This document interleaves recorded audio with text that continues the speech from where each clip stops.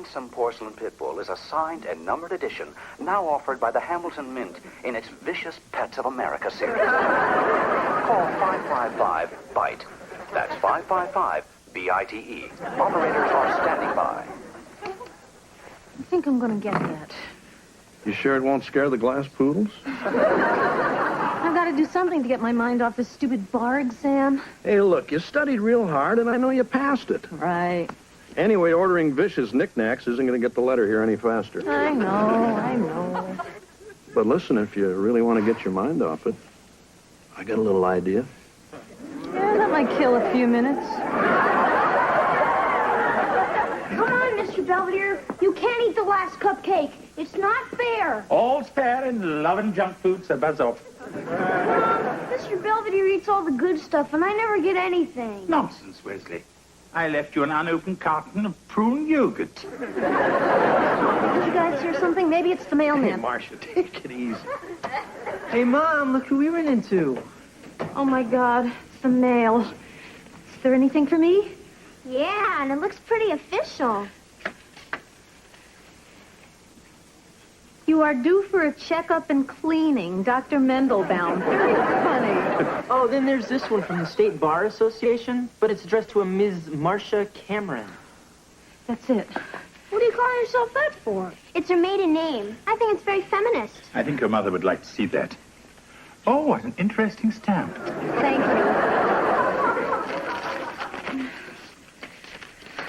you. I can't. The Board of Bar Examiners is pleased to inform you that you have passed the July 1987 bar examination.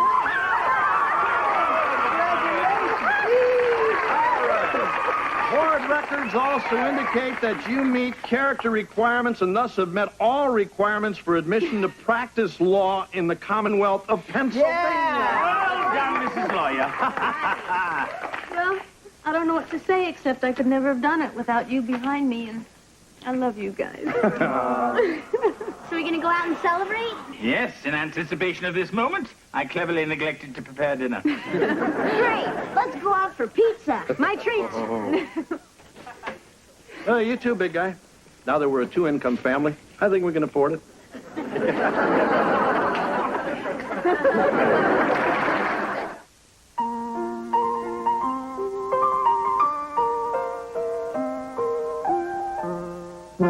Streaks on the china never mattered before. Who cares when you drop kicked your jacket as you came through the door? No one glared. According to our new arrival, life is more than mere survival, and we just might live a good life yet. Morning. Good morning, George. Would you like some eggs? No, thanks. I'll just have some of that pizza from last night. That's not a proper breakfast. You're not giving the children a very good example. Yeah. Besides, I ate it already. Hey, listen to this. It says here there's 35 homeless people living outside the mall. Well, maybe we should send them some food or blankets or something. Yeah, Mr. Belvedere, why don't you send them one of your sweaters? They gonna wear it or live in it? Well, I'm all ready for my first interview. How do I look? Hey, great. Yeah? Yeah, you look just like Miss Steckler, librarian, except her bun is bigger. Wait, Mom. You look great. You just need to loosen up a little. Yeah?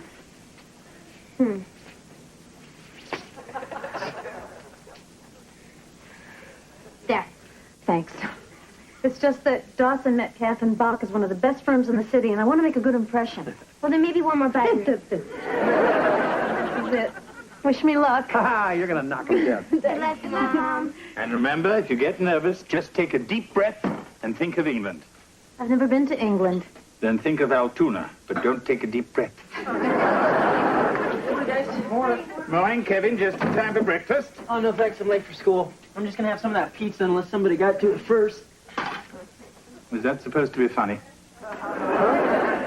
Another little joke about my weight. Another portly pun. Sorry. Well, let me tell you something. I've had it up to here. Or out to there.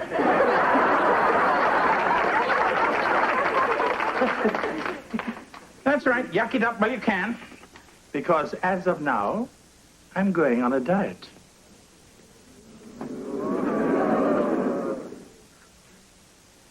I see here, Ms. Cameron, that you graduated from the University of Pittsburgh. Yes, sir. That's right down the block, isn't it? Now, what kind of law did you intend to practice? Why, United States law. I think what Mr. Dawson means is, in what area of the law do you hope to specialize? Oh, well, I think I would be fairly open in that. I'd be willing to pursue any area where I was needed by the firm. So you're saying you have no preference whatsoever? I guess I'd prefer whichever one makes the most money. I see that you graduated in a class of 278. Where did you place in that class? Well, I wasn't exactly in the top 10, but I wasn't in the bottom 10 either. Which 10 were you in? I was 76. You know, like the trombones. Thank you, Ms. Cameron, for coming in. I think we have all the information we need. Can I just say something in my own defense? I wouldn't advise it. It's just that this is my first interview and I'm a little nervous. But if you'll just give me the chance, I know I can make a real contribution. We'll certainly keep that in mind. Good day, Ms. Cameron. Sorry I'm late. I got held up in court. The tennis court, but don't tell them that.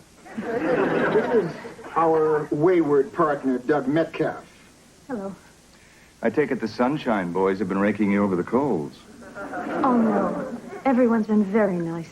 Really. Well, she certainly has the makings of an attorney. She can lie with a straight face. Goodbye, gentlemen.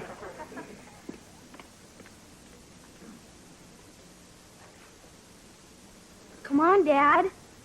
Okay, I'm moving. Here. Ha-ha, I jumped you. Here's the milk. It's a lot more fun playing with cookies. Hey, Belvedere, you want next game? We can use ding-dongs. Have your little fun, but I'm sticking to my diet. Hi, guys. Hey, honey. Hey, Mom, did you get a job yet? Not yet, honey. Come on, Marsh. It's only been a couple of days. No.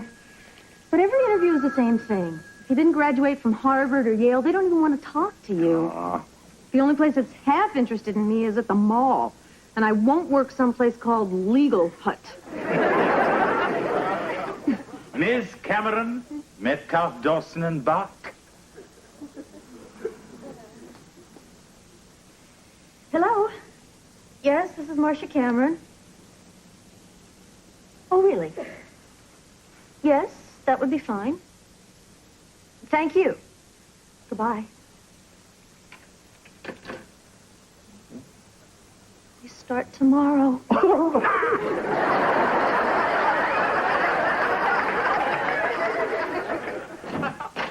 Hey, Dad. Hey, Kev, how's the road work going? Pretty good. Never knew Mr. Belvedere could run so fast. He almost caught up to the donut a couple of times, but I just kept pedaling faster. All right. Give it to me. It's mine. Hey, that's a pretty snazzy running suit, big guy. Thank you. Yeah, me and Wes picked it out for him. I don't know why, but it got quite a reaction along the jogging trail. Come on, Mr. Belvedere. Time to do your sit-ups. Very well, but I have to get my mineral water first.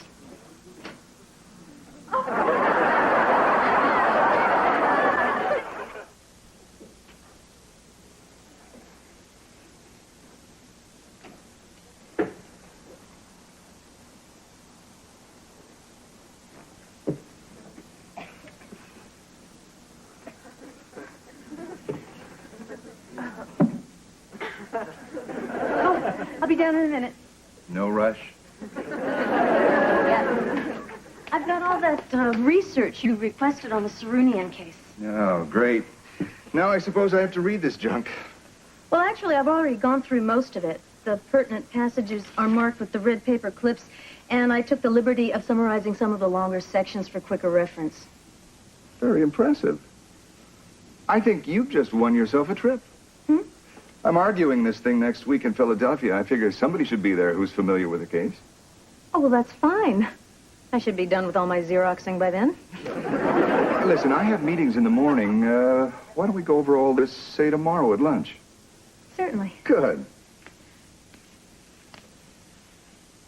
I'd just like to say how grateful I am for this opportunity, and I'm sure I won't let you down.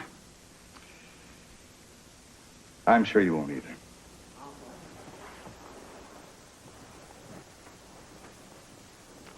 Hi. Hi, Miss Belvedere. Hello.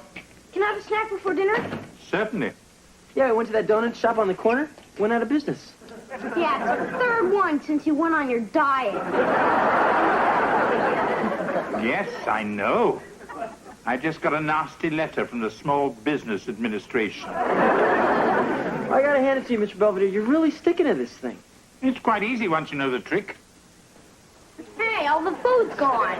That's the trick. Anyone for more kelp? I'm still working on my tofu croquettes. Hey, this isn't fair. First you get rid of all the good junk. Now we can't even have a regular dinner.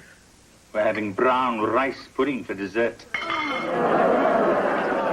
I'm sorry the rest of you have to suffer, but I have found that willpower alone isn't quite enough. We understand, big guy. And it won't kill us to eat healthy for a while. Right, gang? I promise you it's only temporary until I get down to my fighting weight. If he's not a sumo wrestler, we're in big trouble. I'm home. Hey, Mom, how was work? Yeah, did you put any scum back on the street? Not yet, honey. I'm sorry I'm late for dinner. No, you're not. So, Miss Cameron, you a partner yet? No, not yet. But they do want to send me out of town already. Huh? Yeah, I'm supposed to go to Philadelphia with Mr. Metcalf on Wednesday for a couple of days and nights. Oh. But if you have a problem with that and don't think I should go, I won't. Hey, you're a lawyer now, and you got to do this sort of stuff, and I just got to get used to it. Thanks, honey. I mean, what'd you think? Old George wouldn't let you go out of town to help some guy with his briefs?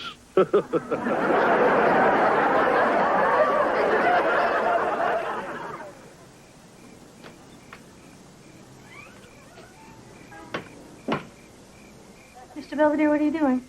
Watching the Hufnagels eat. They're having baked ham with what appears to be raisin walnut sauce. What are you looking at, pervert?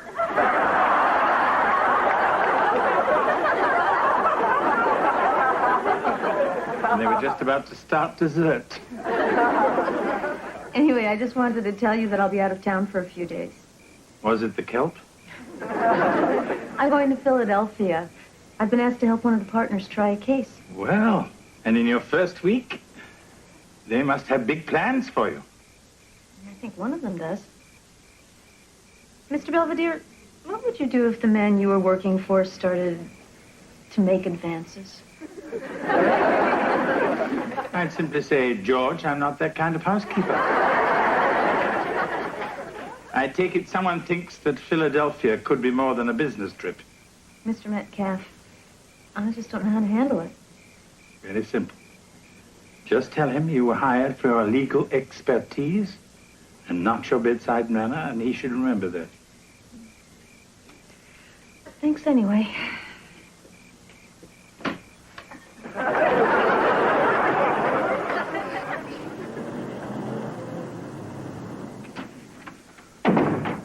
They were out of soda, so I got us a couple of these. They had beer on the vending machine? No, there were a couple of conventioneers down the hall. No, thanks. You sure? I thought we'd toast your first day in court. I think I better keep a clear head for tomorrow. I didn't do so well today. Hey, you did just fine. Anybody could have tripped the bailiff. I think the judge was too crazy about me either. She's just jealous because you look better in black. Anyway, I dug up Parker versus Fox. I think it'll help us prove negligence. What's this say here? I can't quite make it out. What? This. I can't see it. Then why don't you come over here? Why don't you come over here? Why don't I go over there?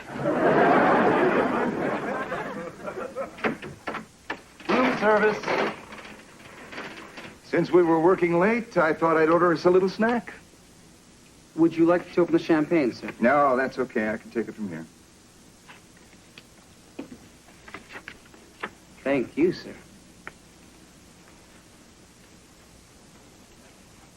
Very nice. The only thing missing is the blindfolded violinist. He called in sick.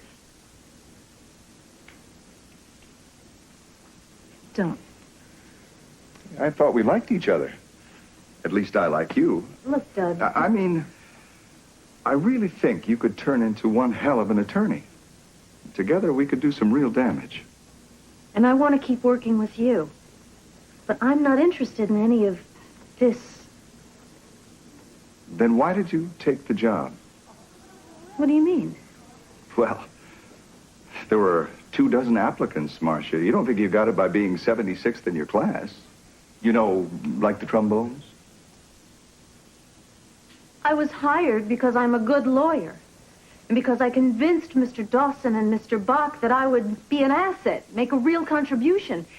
You didn't even come in till the end. Okay, maybe you had something to do with it. But if you were under the impression that I would ever be anybody's little Miss Jolly Time, well, you can correct that impression right now, or I am on the next plane back to Pittsburgh.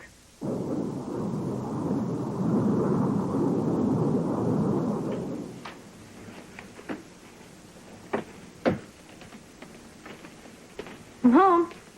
Hello, Mrs. Owens. Don't mind me. I'm just sifting through the ashes for weenie remnants. I didn't think you were back until tomorrow.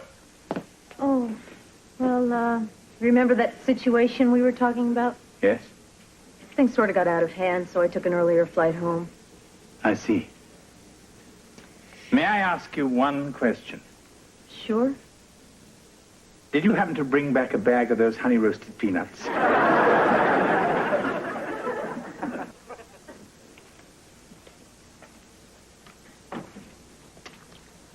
Forget it, Belvedere. They're mine. George, it's me.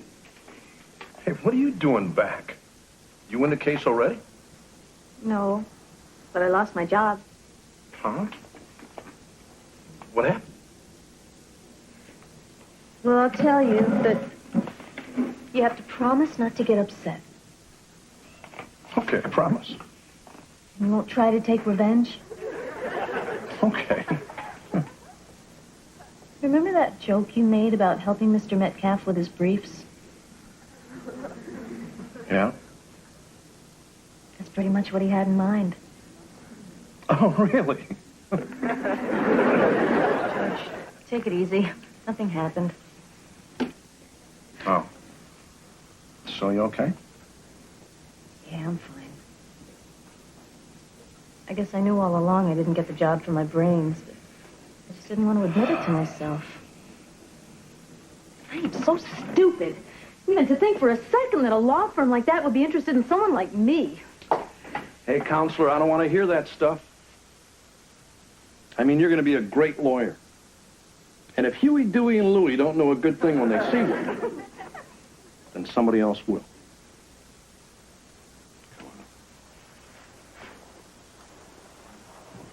Okay, I'm ready for work.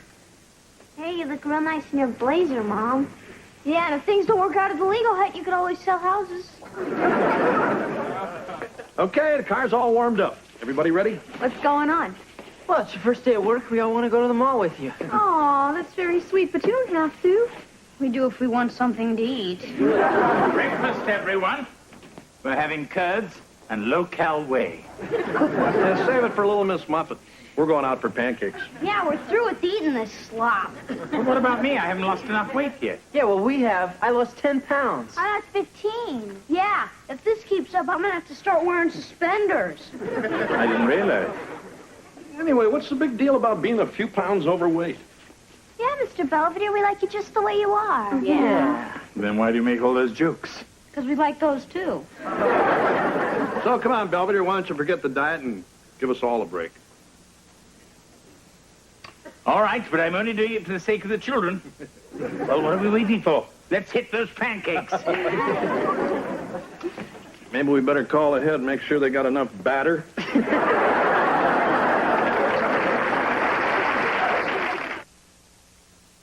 Mr. Belvedere will be right back. Marsha has successfully completed her first day at Legal Hut, and she's already acquired her first client. Someone is suing Corn Dog City after he swallowed the stick. At least that's what she thinks he said.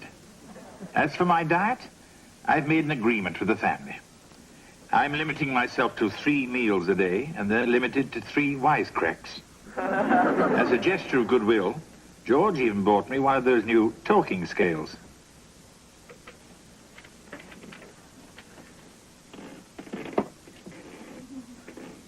Your weight is 173 pounds. Remind me not to get that fixed.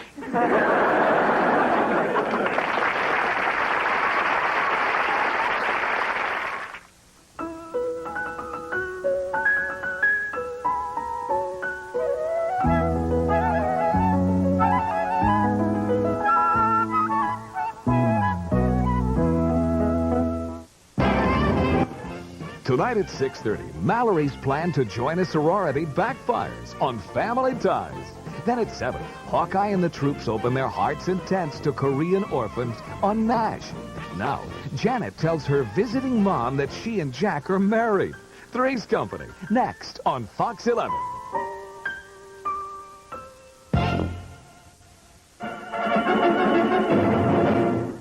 Here you are on your first day of kindergarten in your cute little polka dot dress.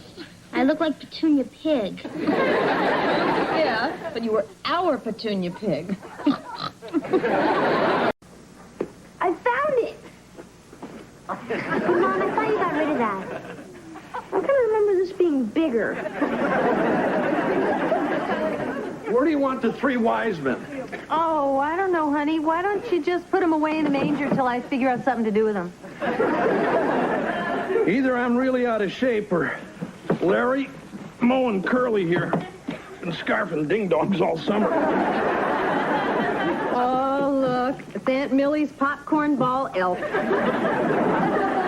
hate that thing. It gives me the creeps, and it smells bad, just like Aunt Millie.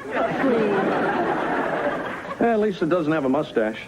Hey, come on, Marsha. That thing's got to be 30 years old. I don't care. She worked hard on it. Oh, look, a piece is missing. Yeah, don't you remember last Christmas when Mr. Belvedere chipped his tooth? Oh, Merry Christmas. Wow, what a big tree. Not to mention heavy. It's a beauty, all right. You picked a good one, big guy. Oh, don't look at me. I wanted the aluminum model. Okay, gang, we've got a lot of work to do. Heather, I'm going to need your help trimming the banister. Wesley and Kevin, you're in charge of the outside lights. And George, here's the gift list. If there's nothing else you want dragged in from the forest, I'll be in my room. Oh, Mr. Belvedere, I thought we could go through the holiday cookbooks and plan Christmas dinner together. Oh, no need. I'll have everything prepared for you. So in my absence, all you'll have to do is just pop it in the oven. Oh, thank you. What do you mean, in your absence? Yeah. Aren't you going to spend Christmas here with us? Of course not, Wesley. Christmas is always my day off.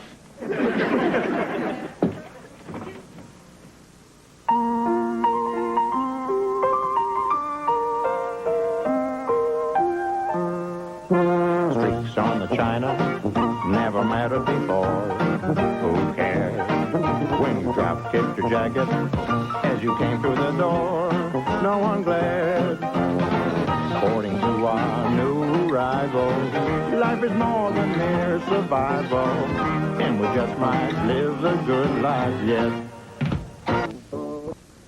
That in November, our neighbor's dog Gunther jumped over the fence and got our little Charo in the family way. So if you know anyone who would like an adorable puppy, half St. Bernard, half Chihuahua, just let us know. Merry Christmas, Marge and Gower Drobish. Oh, look, they sent us a picture of the pups. Oh. Hey, look at this. The Hafnagel sent us a Christmas card with $20 in it. What's that for? Oh, it's a bribe, honey, to keep Wesley out of their yard. Here we are. Christmas cookies as requested. Don't eat the gingerbread Keno, girl. That's for Wesley. Hey, Mr. Belvedere, these are really good. Aren't you going to have one, big guy? I would, but then I know what's in them. Mr. Belvedere, are you sure you won't change your mind and spend the holiday with us? I'm afraid I've made other plans. Oh, yeah? You got a hot date with one of Santa's helpers? The thing is, you're so much a part of the family. Well, we all have our Christmas traditions, and mine is to spend it alone. I wonder what the big guy does all by himself. I don't know. Maybe he just likes to have Christmas off. I don't know why. I don't pay him for it. Hey, I know. I bet he dresses up like Santa and hands out toys to the needy kids at the orphanage. Nah. Hey, Wes. Wesley, what are you wearing? It's a yarmulke. I just want you all to know I've thought a lot about it, and I've decided to become Jewish. Wesley, you don't just become Jewish. Sammy Davis Jr. did. Tell me, Wesley, did this sudden conversion have anything to do with the 8 days of Hanukkah and the 8 days of gifts that come with it? I thought it was 9.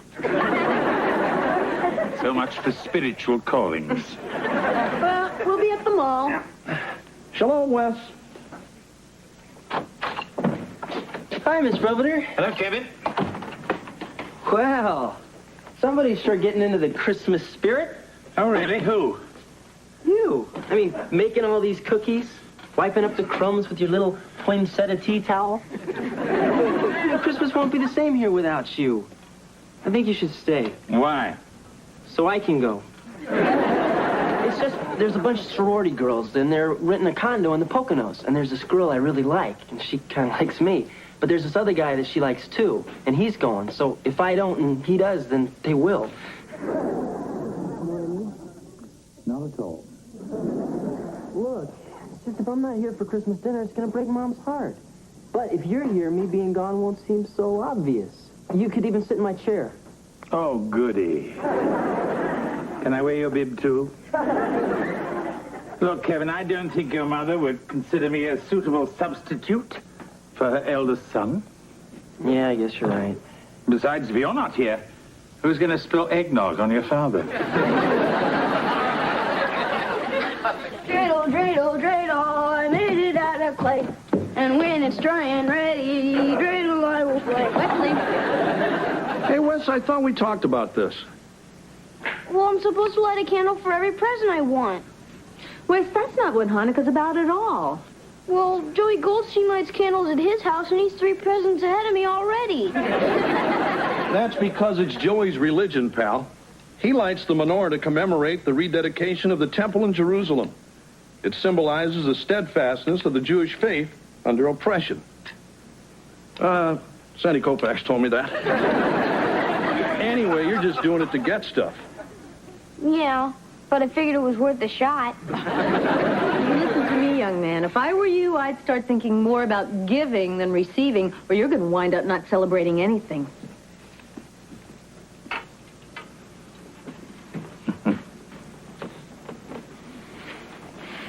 It's cracked. What? The glass on your watch is cracked. Thank you for telling me. So how is our littlest rabbi doing? Terrible. Mom and Dad think I'm a greedy pig. That doesn't sound very kosher. So anyway, what do you want for Christmas? How about my room to myself? Well, I know I could get you a new watch. I already have one. Then I'll get the old one fixed. I like it the way it is. You know, I'm up here trying to have the true spirit of Christmas, and you're sure not being very cooperative. Goodbye, Wesley. Yeah, well, bah humbug to you, too.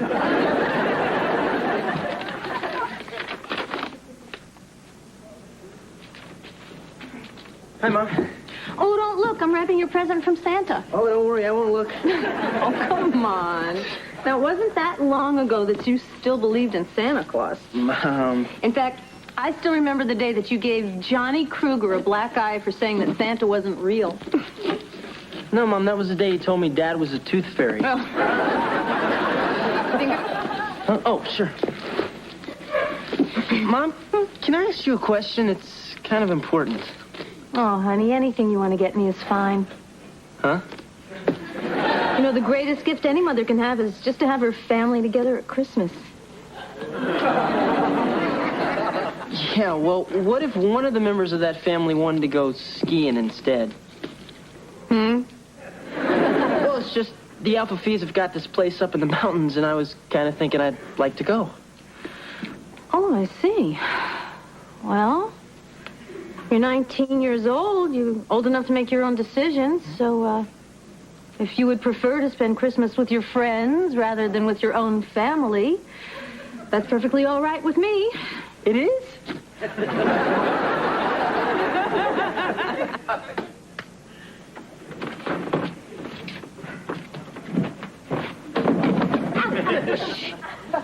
You want to blow the whole operation? Oh, if we get caught, I can forget about getting my own phone for Christmas. You can forget about it anyway. I peeked. Here it is.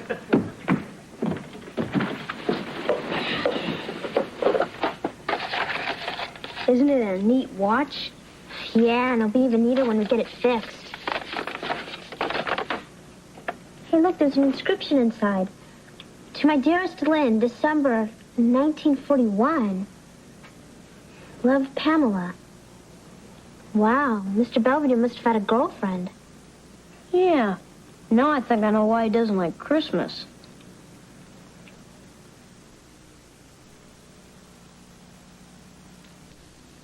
My brother Reginald has been called up to the army. I must take care of his children. Leaving London tonight for Sheffield. With this Christmas gift, remember me and our time together. God bless you and keep you safe from harm. Love, Pamela. P.S. Did you finish the peanut brittle? What's the matter? What are you crying about? That. So tragically beautiful. Huh? Oh, Wes. This Pamela was the great love of Mr. Belvedere's life. I thought it was Oreos. I mean, it was during that black and white war you see on PBS all the time. Mr. Belvedere was a dashing cavalry officer, and she was this beautiful young daughter of the Duke of Earl or somebody, and they were going to be married. But the war came, and Mr. Belvedere went off to be a hero. And when he came back, he couldn't find her. And she thought he was dead. So she became a nun, and their love could never be. And that is why Mr. Belvedere hates Christmas. That makes sense. Come on, Wes, get off the phone. I have to call Angela. You can. I'm talking to Sheffield. You mean like in England? Yeah. I'm trying to find Mr. Belvedere's girlfriend. You're crazy. All that stuff happened over 40 years ago. So you can't just pick up the phone and expect her to be there. Grow up. Hello, is this Miss Pamela Kent? It is? Well, do you remember a guy named Lynn Belvedere? You do? So listen, you ever been to Pittsburgh?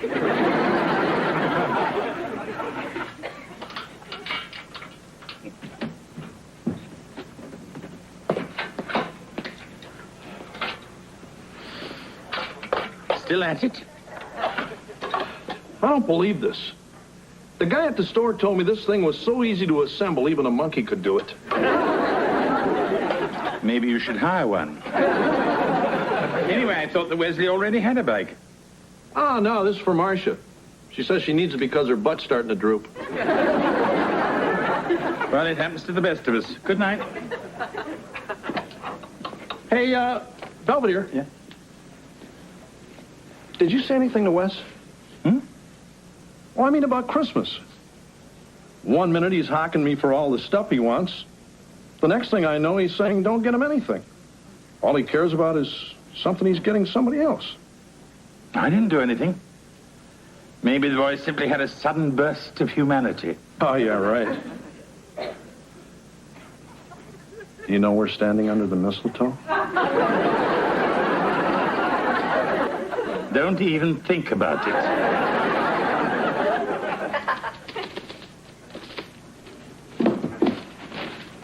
Hey, Mom, Heather's snooping under the tree. Hey, look, I'm looking for my phone. You relax. I'm just kidding. Merry Christmas. What are you giving it to me now for? Well, it's Christmas Eve day, and it's kind of a neat gift. I wanted to see your face when you opened it. Well, why can't you see my face tomorrow? Because I won't be here tomorrow. Huh? I'm going on a ski trip. What? Hi, guys. Bye. Hey, Mom, did you tell Kevin he could go skiing on Christmas? No, I told him it was his decision. But how come he gets to go away and I can't go with Angela and celebrate Christmas in the Bahamas? Heather, only Perry Como celebrates Christmas in the Bahamas. Yeah, well, that's not fair. Oh, honey, you have to understand. Your brother doesn't mean to be a jerk, but he's a man. And sometimes men get these overwhelming urges to be thoughtless and sensitive and selfish. It must be the same genetic deficiency that makes them play golf. Boy, that mall's a madhouse. It took me an hour just to find a place to park. Well, fine. If Christmas is such a hassle for everybody, why don't we just forget the whole thing? Huh? What's the matter? Mom's all bent out of shape because Kevin is spending Christmas in the Poconos. What? You know, at least I'm not trying to spend Christmas in the Bahamas. Hey, look, I'll settle this. You're grounded. Both of you. Ha-ha. Oh, great, Heather. I'll just take my phone back. Oh, come on, Kevin, give it back. No, you stop it, you two. Hey! If this is the way Christmas is going to be around here, maybe we should forget it. Hey, you want to go to the Poconos? Go to the Poconos. You want to go to the Bahamas? Start swimming. Hell, I may as well go to work tomorrow. There's no reason I hang around here. Fine. It's been look a lot like Christmas.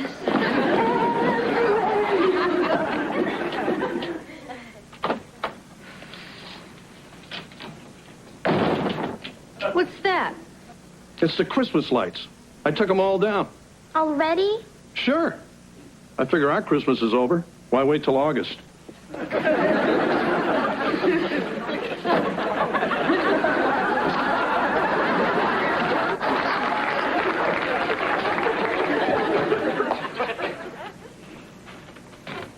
Well, I'm off to the movies. And since I won't be seeing you tomorrow, I want to wish you all a Merry Christmas. Practicing Silent Night, are we? It's okay, big guy. See you later. Hey, where are you going? Oh, I'm leaving, Wesley. Have a nice Christmas. Huh? But you can't go yet. Oh, don't worry, Wesley. Your present is under the tree. It's the ticking one, marked Open Me First. I don't care about my present. I just want to give you yours. It's not here yet. It's important. Oh, don't worry. I'm sure whatever it is, it can wait. No, she won't. She? What are you talking about, Wesley? Pamela Kent, your one true love. What? It's just I wanted to get you something special, so I snuck up to your room to get your watch fixed, and that's when I found out about Pamela and why you don't like Christmas. Oh, Wesley. When you jump to conclusions, you don't fool around. Well, Heather helped. Mr. Belvedere, who's Pamela Kent? Oh, just a friend I knew during the war. You mean you two weren't in love? Well, we were very fond of each other. But then, those were extraordinary times. Anyway, it would never have worked out. Why not? Well, for one thing, she's 20 years older than I. She's what? Don't answer that.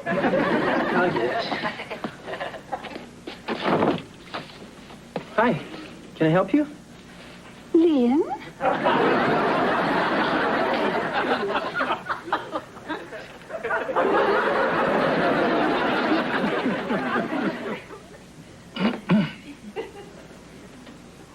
So, long time no see.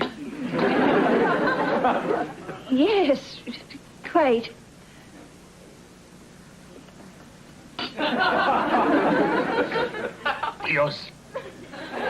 You're certainly looking very well. Oh, thank you. I play bingo 3 times a week at Twickham Hall. Oh, yes, well, that would keep anybody fit.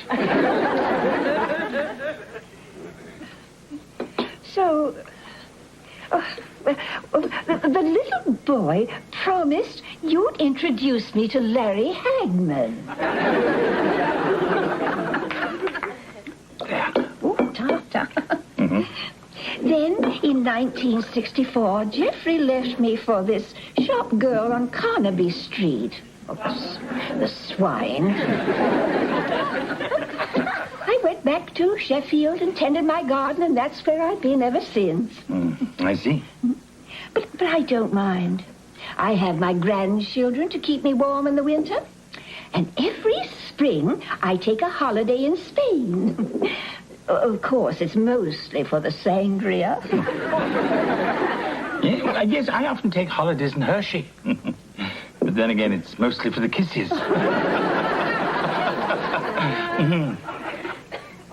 Is there anything wrong? No. It's the way you looked at me just now when you smiled. It reminded me of that afternoon during the Blitz when the bombs were falling and they evacuated the Hyde Park Hotel. You threw me over your shoulder and whisked me up the fire escape to the Queen Anne suite. If I remember correctly, that was quite an afternoon.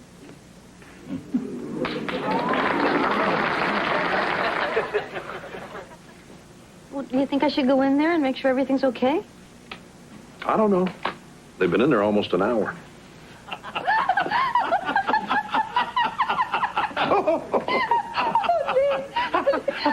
I haven't laughed this hard since you bared your backside to that German dive bomber.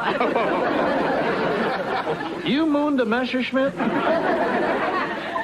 We were low on ammo. So, you guys are getting along okay? Yes, Wesley. It simply took us a little time to get reacquainted. Yes, and it was so kind of you to bring us back together.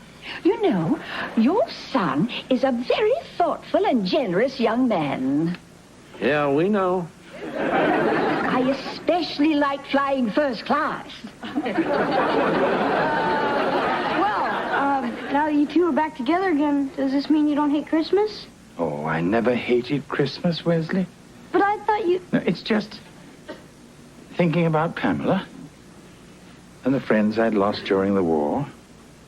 Christmas has always seemed a little bit sad to me. Except for this one.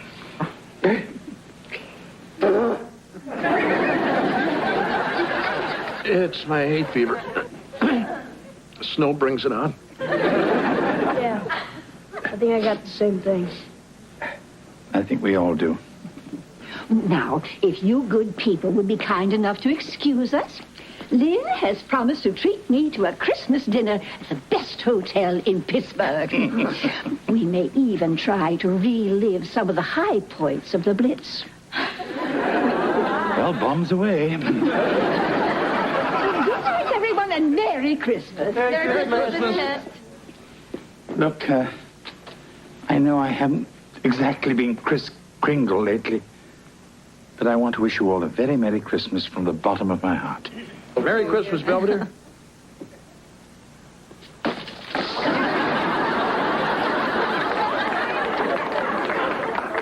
Settle down, Pamela. Hey, Kev, if you're heading up to the Poconos, you better get started. It's getting late. Nah. I think I'll just stick around here. Yeah, me too. I don't like swimming in the dock anyway.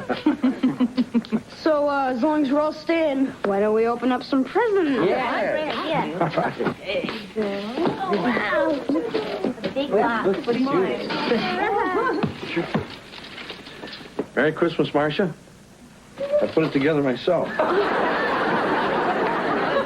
Honey, it's the best job you've ever done.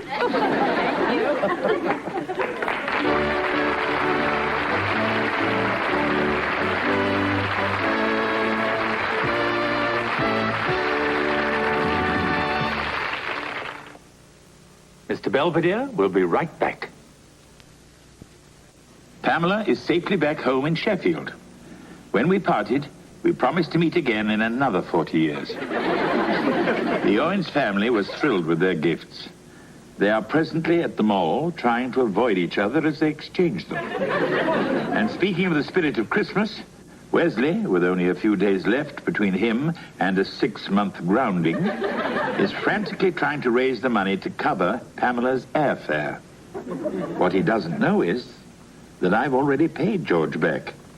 But why should I tell him that? I mean, I love him. But that doesn't mean I can't have any fun.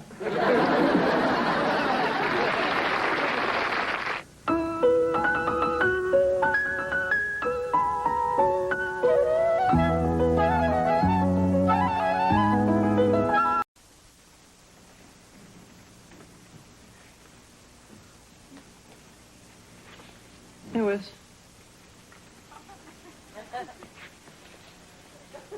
If you're looking for change, I already got it. What you doing, honey? Nothing, just looking for my snake.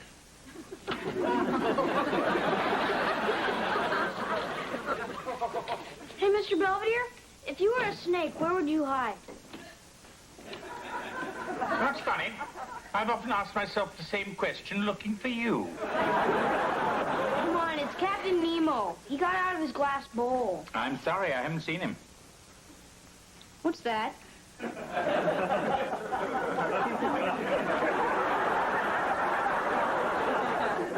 It's kielbasa. A Polish sausage. Oh, for a minute I thought it might be Captain Nemo. Wesley, I'm not in the habit of eating people's pets. What about that rabbit I got for Easter? You were tired of him anyway.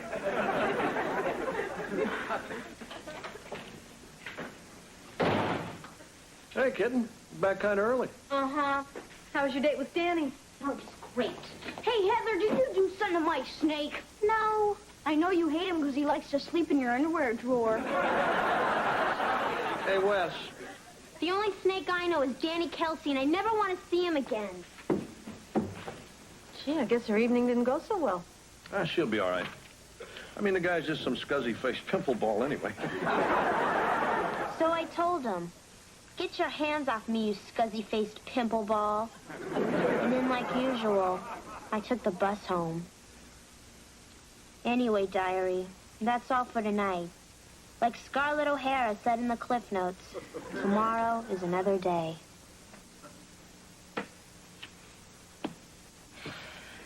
Oh, Captain Nemo! There are few things as touching as a boy and his snake. Boy, he's never stayed out all night before. It's just not like him. I'm sure he'd call if he had hands or money.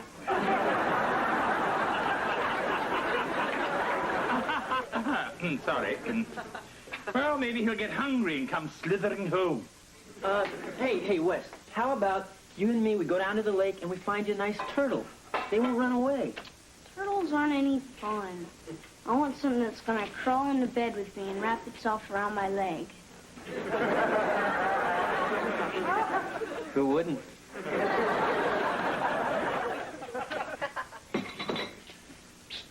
You alone? Why? I got Heather's birthday present. I don't want her to see it. Spoil the surprise.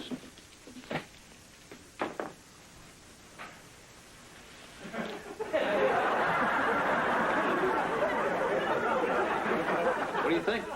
It's perfect if you're sailing on the good ship Lollipop. She's nearly 16. She's not a little girl anymore. Well, she is to me. It seems like only yesterday I was running alongside trying to teach her how to ride a two-wheeler. You let go then. Yeah, well, only because I ran into a tree. Ah, that explains it.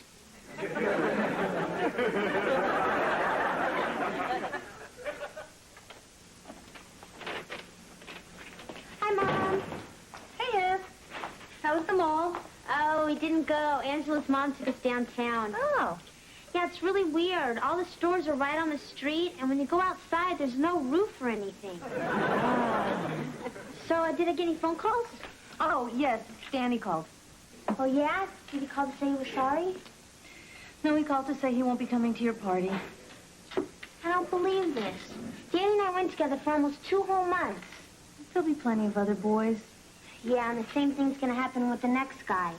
We'll be sitting in the drive-in, and he'll say, gee, babe, if you like me so much, why don't you prove it? And you know what I always do. the right thing? Yeah, and it's all your fault for bringing me up so good. Thanks for nothing. It's been 2 days since I broke up with Danny, and I thought I'd never get over him. But that was before I met M. M is everything that other boys aren't. Sensitive, mature. His eyes sparkle like the stars at twilight, and are bluer than Mr. Belvedere's face when he got that marshmallow stuck in his throat. What's writing, Heather? None of your business.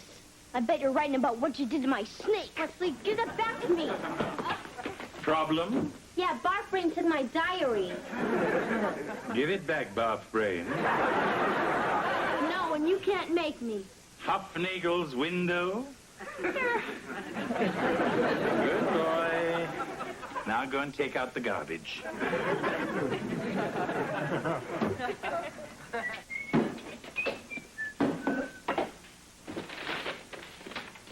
Hello, Kevin. Hi, what's all this stuff? Oh, just a few decorations for your sister's party. Oh, cute. Has Captain Nemo returned to the ship? Oh, you mean Wesley Snake? I don't think so. Well, until he does, he might enjoy this.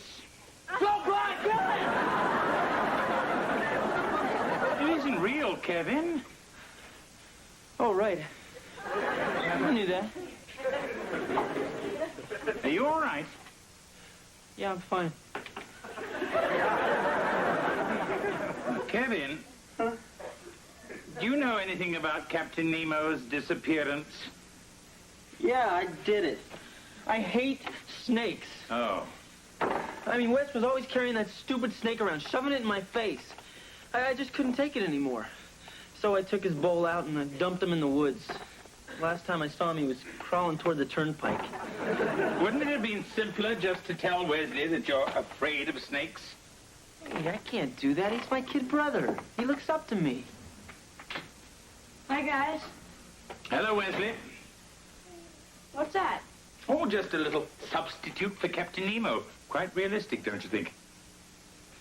Yeah, sure. This wouldn't fool anyone.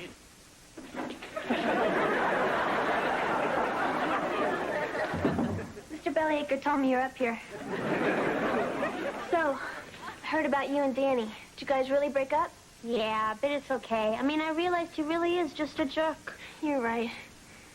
So is it okay if I go out with them? Sure, Aunt. Who's W? Huh? Oh, I mean M. Oh, just somebody I met. Oh, yeah? Who? Oh, just a guy. I don't think you know him. So is it serious? Well, I don't know. I'm thinking of letting it get serious. Real serious. Wow. Then maybe you're the one who should be taking these. Angela, those are birth control pills. What are you doing with those?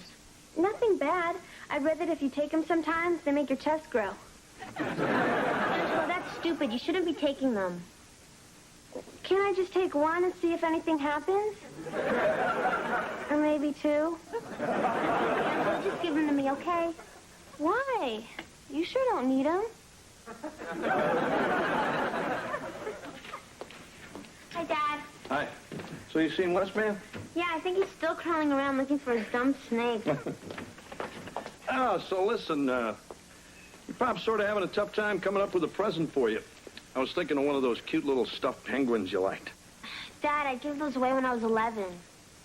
Oh, right, kitten. I guess I forgot. You know, there is something you could do for me. Well, what's that, kitten?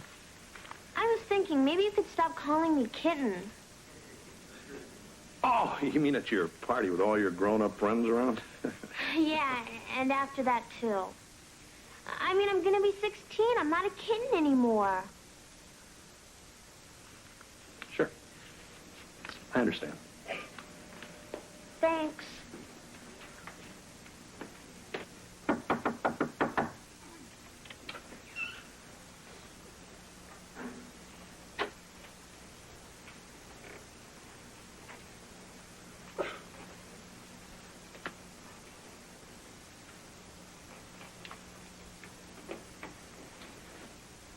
She is so predictable.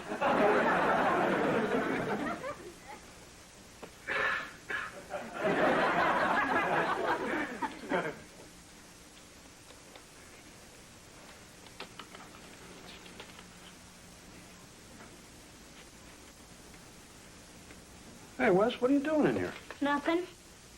Wes, that's your sister's diary. Yeah, well, she did something to my snake, and I'm gonna find out what. Look, Wes, this is your sister's personal property, so you just keep your nose out of it. Yes, sir. Besides, there's nothing in there about Captain Nemo anyway. Just some junk about this guy who's gonna drive her to some place called Ecstasy and make her a real woman.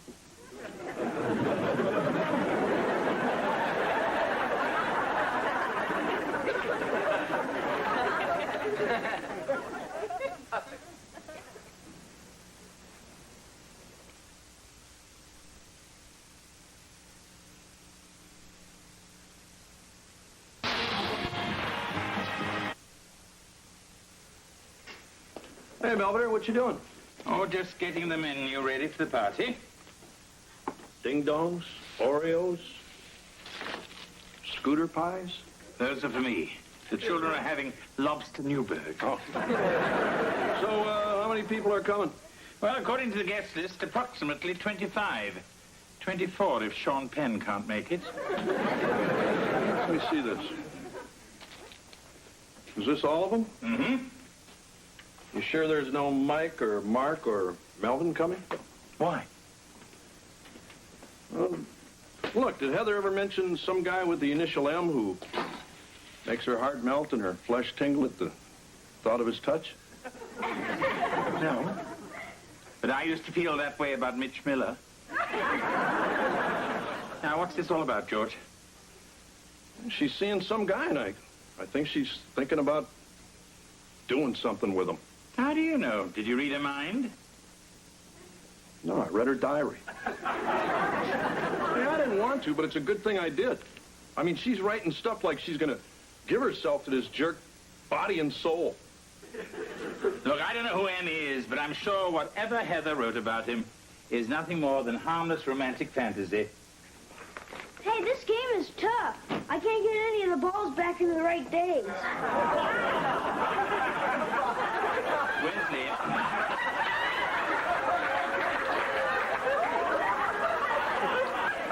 Why don't you go and put that back in your mother's medicine chest? I didn't find him there. I found him in Heather's room.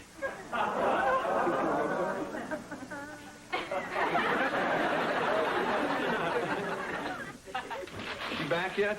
No, George. Probably with that M guy right now. George, she just went to get her hair done. That's it. Mr. Maurice. The guy who does her hair. George. Hi, guys. Hi, honey. Hi. Hey, the place looks real nice. I'm gonna go up and get changed. Heather? So, see, we haven't had a chance to talk. I mean, since the last time. Oh, well, if it's about Danny, you don't have to worry. I'm over him. Oh, that's good. Is something the matter? Look, honey, you know, we've always told you that there's nothing you can't talk to us about. Right. So if there's anything you feel you need to get out into the open... We're here. Yeah. Well, last week I smoked a cigarette. Oh.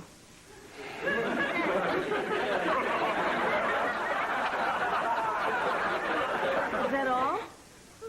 I smoked it after sex.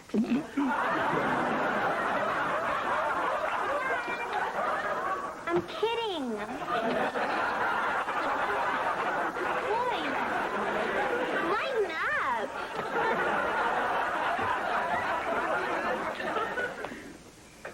Hi, Wes. Hey, Kev. Listen, Heather's party's starting pretty soon, so Mr. Belvedere wants you to go sit in the woods. Sure. But if you want, we could go to the mall or something. I'll take you to see that horror movie. You know, the one Mom wouldn't let you see? That's okay. I went with Dad. Besides, I'm not going anywhere, just in case Captain Nemo comes back. Yeah, listen, Wes, about your snake. There's something... I didn't even think I'd miss him that much. It's not like he's a dog or anything, except he sort of was. I mean, I'd put out my hand and he'd slither up my arm and across my neck and kind of tickle my nose with his tongue. Sometimes I could almost smell the dead bugs on his breath. Guess you miss him, too.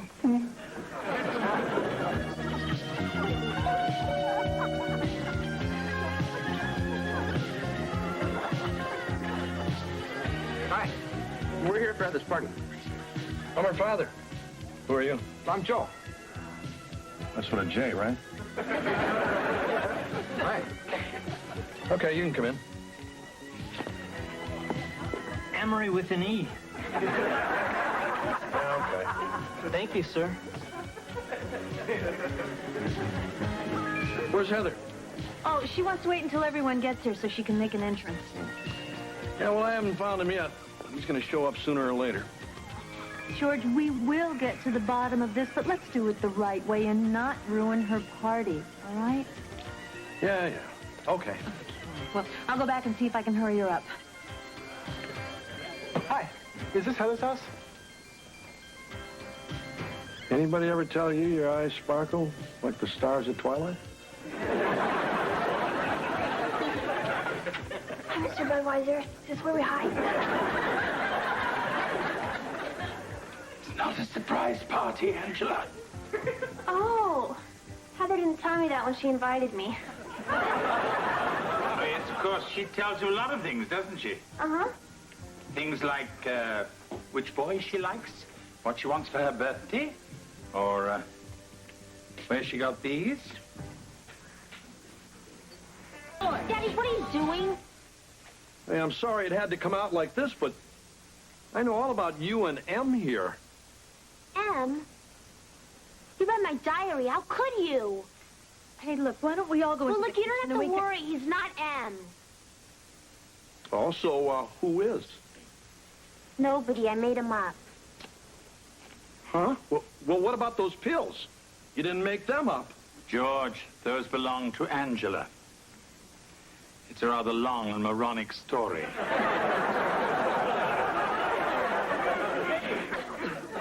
Oh. Well, I guess your old pop kind of blew it. No, I think it's great. I mean, I'm 16 now. If that's the kind of stuff you think I'm doing, then I sure don't want to disappoint you. Heather. Well, come on, Em. Let's get it on. And I was only expecting the first dance.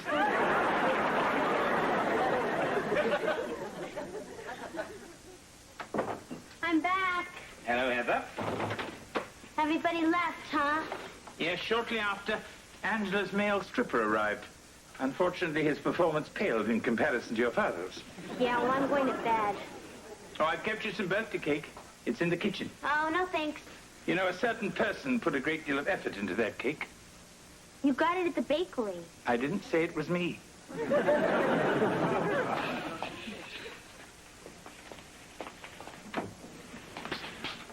I had a feeling you'd be in here. I didn't know where else to hide. So why didn't you guys just come running after me? Because we knew you were just upset. And anyway, we trust you. Yeah, sure. Now. Look, I know I did some stupid stuff I shouldn't have done. Snooping in your diary, embarrassing you out there. I'm sorry. Well, if you thought I was doing something, why didn't you just ask me? I don't know. I was afraid maybe you'd tell me and it might be something I didn't want to hear. Huh? The thing is, you're growing up and I'm getting a little scared. Dad, don't you think I am too? I mean, why do you think I broke up with Danny and made up all that stuff in my diary about M? Nothing's gonna happen to me with him. He's not real. I don't want to get pregnant or get some awful disease or any of that other stuff that can happen to you. I guess it must be pretty tough being a kid these days. Yeah, I just wish I could be 25 and married and through with all this junk. Or maybe you could go back to being 12 when your old pop was the only man in your life. I'm being stupid. No. Well, good night, Dad. Right. Happy birthday, kitten.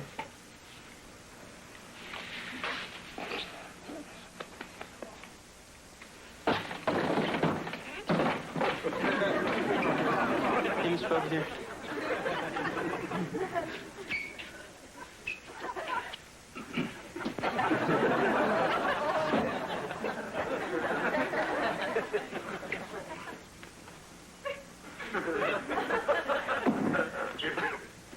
What's that? I mean, it's a surprise for Wes.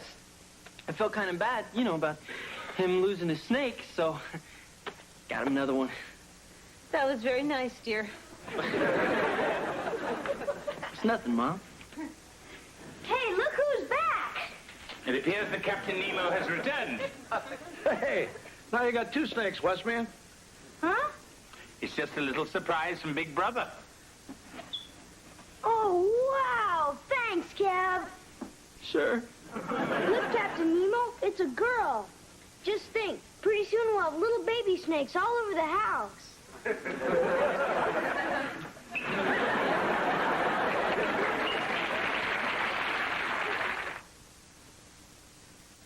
Mr. Belvedere will be right back.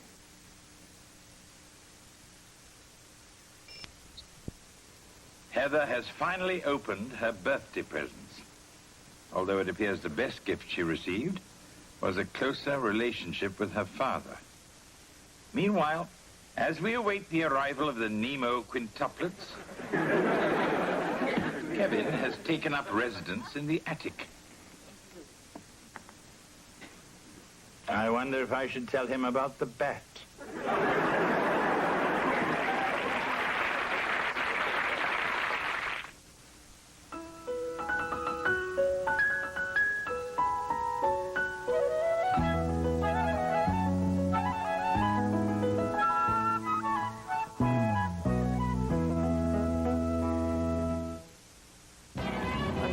Later on Nightline, the Soviets have never seen anything like it in modern times. Criticism of their leaders. Mother unlocks the family secret for Peter on Hotel.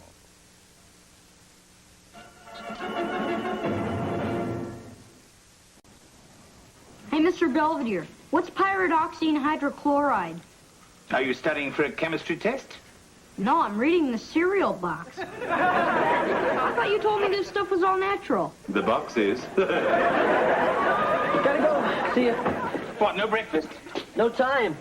You're looking at the new dishwasher at the Phi Theta house. What about Mr. Glucks? Well, the sorority pays a quarter an hour more. And anyway, dishwashing doesn't take any brain power. Sort of like what you do. Oh, what I mean is, it's clean and quiet. I have a little time to myself to think about some important stuff. Maybe even plan my future. And the fact that you'll be surrounded by gorgeous co-eds has nothing to do with your decision? Mm-mm, not this time. The only hot water I'll be in will have dishes in it. Good morning. Good morning. How was the big country club dance? Oh, great. After the first dance, George cut out to the caddy shack for some 5-card stud. And when I won with a pair of threes, Stinky Pettigrew kicked me in the slats. Well, what were you doing all that time, Mom? Being a wallflower. Hey, you could have danced with somebody else. I did. Dr. Green finally took me for a Mercy foxtrot. Well, what was I supposed to do? I'm a lousy dancer. Hey, maybe you guys could take lessons. Oh, I'd love to, honey, but I don't think the Cincinnati kid would go for it. Like, come on, Marsh. I'm no good at dancing, and besides, you can't make me. Oh, that's a mature attitude. I don't understand you, George. Dancing is one of the most intimate forms of human contact. I guess you've never been high-sticked in a hockey game. Couldn't you go by yourself? I mean, maybe the dancing school could get you a partner. No, I feel funny about that. Why don't you take Mr. Belvedere? He's always bragging about how he can do everything. I don't think so. Hey, if it's a question of a couple of bucks, I could... Really, George? Mrs. Owens doesn't need a paid escort. Why, any man would be proud to take dance lessons with her. Would you? I'd be delighted. Hey, thanks, big guy. I appreciate that. kalt. And you don't go until all the dishes are dry and put in cabinets.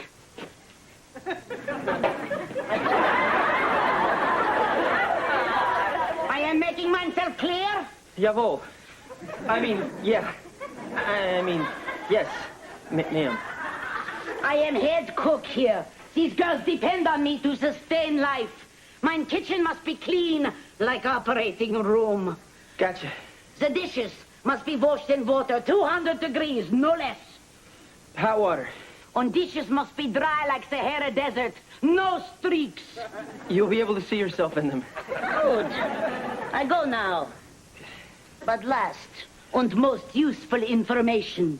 If I catch you mixing up with any of the girls, I will tear your ear off and I will throw it over there. Look, you don't have to worry about me. All I want to do is wash some dishes. Did you go to the game? No, I stayed here and studied. Somebody has to keep the grades up in this place. Emily, you are so unbelievably prosaic. So, you must be the new dishwasher. Yeah, I'm Kevin. I'm Cindy. I'm a cheerleader. Hello, I guess. Kevin, huh? Yeah. Listen, I really can't be talking to you guys because Madam Schildkraut said... Kevin, one more thing. Oh, hi, listen, I wasn't mixing up with any of the girls. They just brought in their dishes. Ladies, this is not the Berlin Zoo. Please stop staring and return to your rooms.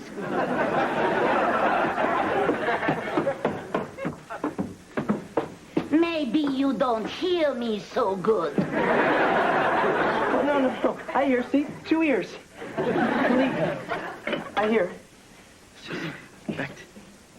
Good. The work you do is not so bad. Thank you. Remember, never again with the girls. Otherwise... I know.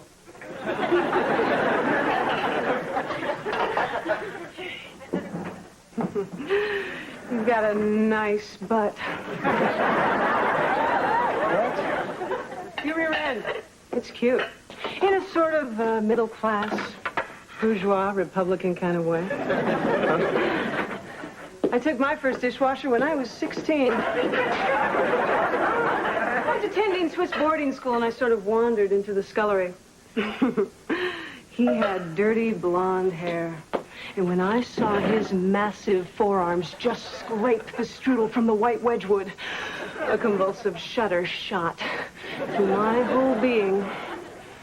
You don't say. Take off your gloves. I don't want to. Well, maybe just a little. Oh, my God. Oh, God, you smell like wet clay. The earth. Dead leaves. You smell like the revolution. Don't miss tomorrow night's feature. Bring me the head of Gabby Hayes. I'll be glad when this Sidekick Film Festival is over. Okay, kids, off the mat. Let's go.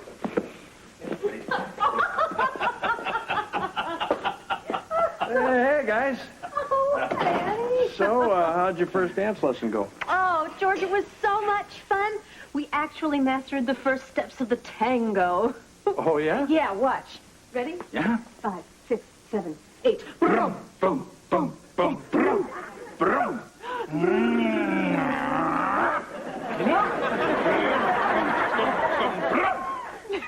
Well, what do you think? Looks like the last tango at Hickory Farms to me. Well, I had fun. Actually, so did I. How about another turn around the living room? Delighted. 5, 6, 7, 8. Brum, bum, bum, bum, brum, brum, brum, bum, bum, bum, bum.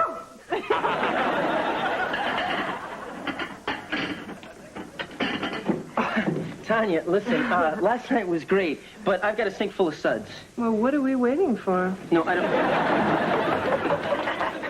I'll leave. No. Look, I'm working, okay? Very well. Just remember, my little suds jockey, We're not finished yet.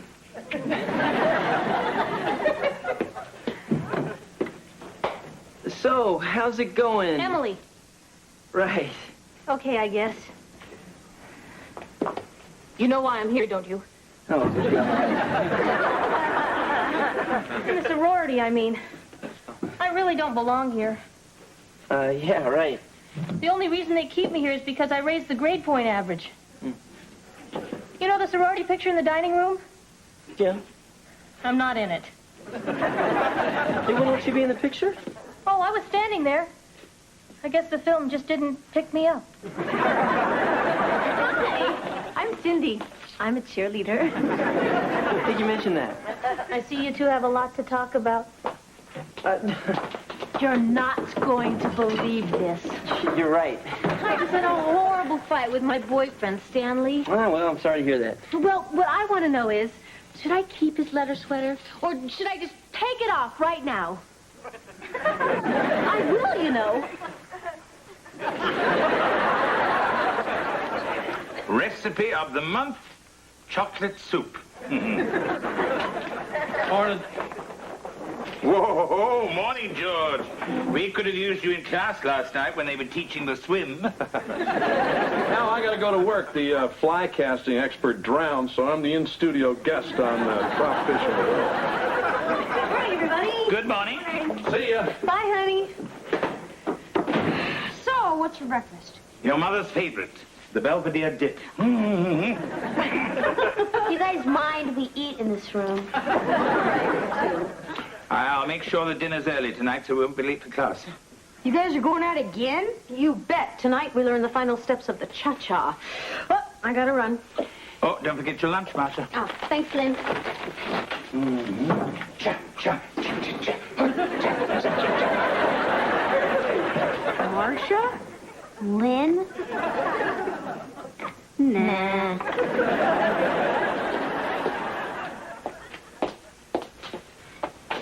Where have you been? Detention, we're always on. Why? Oh, nothing. Just our whole life's about to blow up in our faces, that's all. Huh? Read this.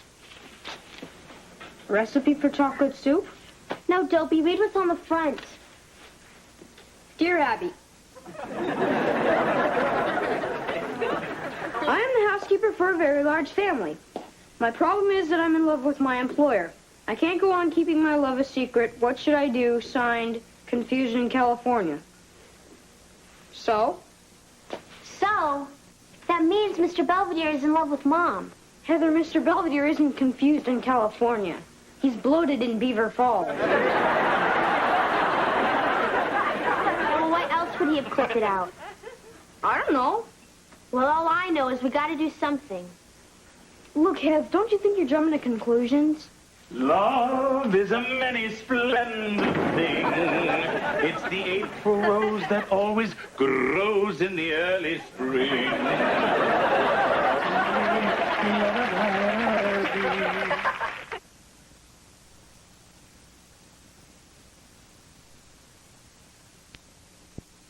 I can't believe this is happening. I will not go to the wedding. They can't make me. What wedding? When Mom dumps Dad and marries Mr. Belvedere. Wow, that could really happen. They could even have kids. I could wind up with a baby butler as a brother. Calm down. You want to spend every Friday night babysitting a fat kid with a mustache? Oh, you're right. We gotta stop this thing. How? We gotta make Mom fall in love with Dad again and fix it so she doesn't like Mr. Belvedere.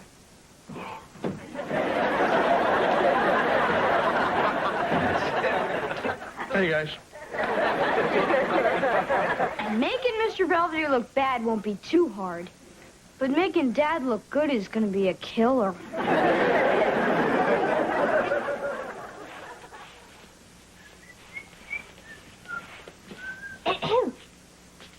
Oh, hi. Emily. Got a minute? Yeah, why? I've composed a poem. I'm sure you don't want to hear it. No. Sure I would. Up to you. Spaceman by Joseph Bronte. That's my nom de plume. Spaceman. Spaceman. Spaceman! Can you hear me, Spaceman? The department store won't sell me any knives without your approval, Spaceman. Spaceman! Sometimes I wonder if you're listening, Spaceman. If you're still out there, Spaceman. Grandma and Grandpa said to say, hi. That was very profound. I'm gonna kill myself. Not on my floor. I gave Stanley back his letter sweater, and now he says if I break up with him, he's gonna tell the whole football team that I'm easy. Cindy, just tell him to go take a hike. Oh, God, you're deep.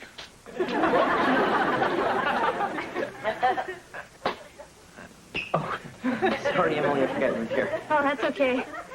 I get a lot of that.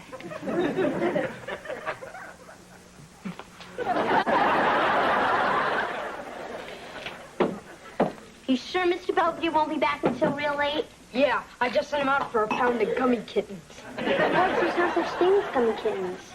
Yeah, well, he didn't know that. This is great.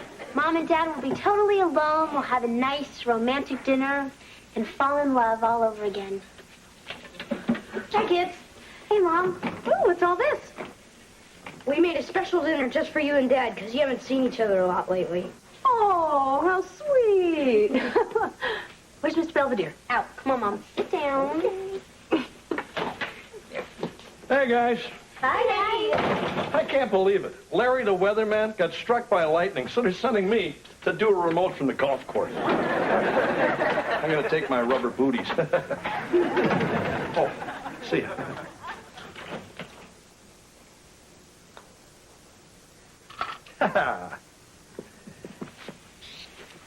Hey, what are you doing, Wes?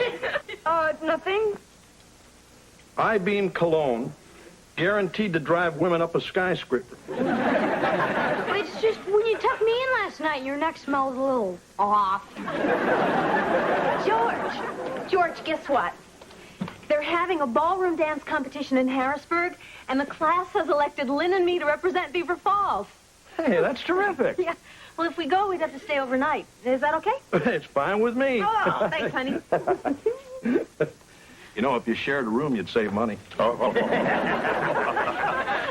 then we're off tomorrow to Harrisburg. No. You can't. Mom was supposed to take us both to get root canals. Oh, don't worry, I'll have her back by next month.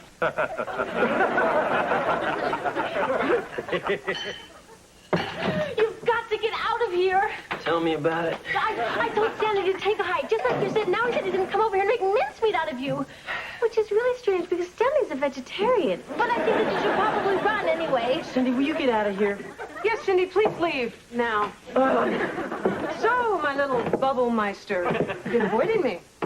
Tell me you've been slumming with the proletariat. Who are you calling a proletariat? I'm a Methodist. I am obsessed with you. I think my feelings could best be expressed through interpretive dance.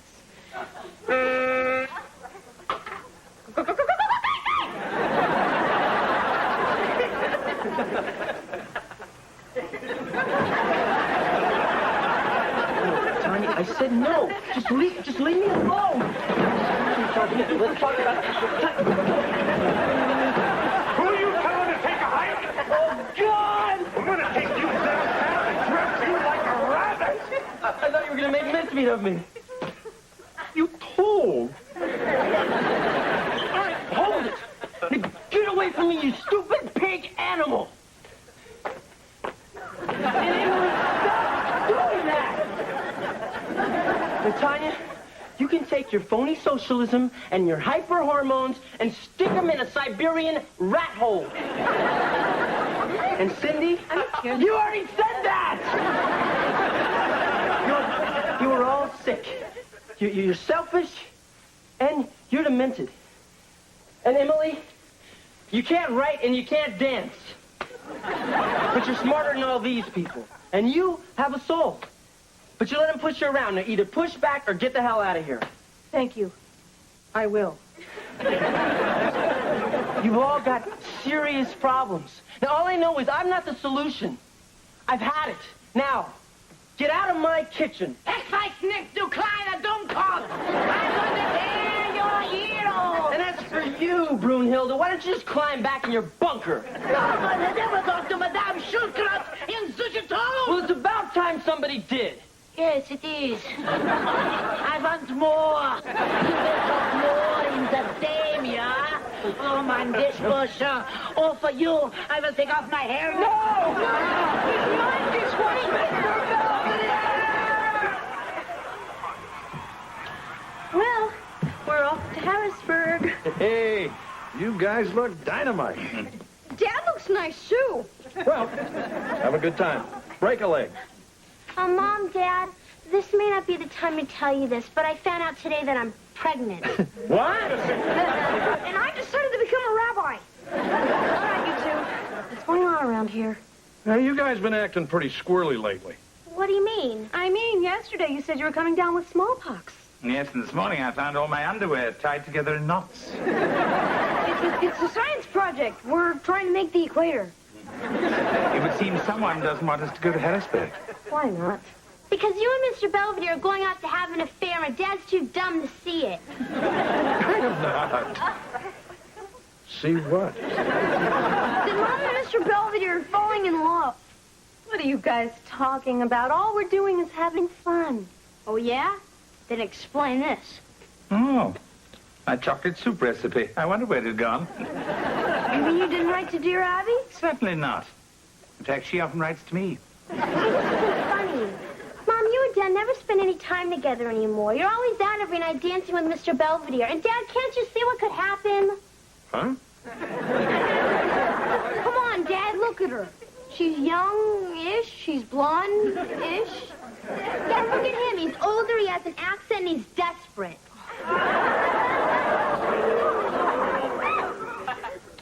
Look, nothing has ever happened between me and your mother.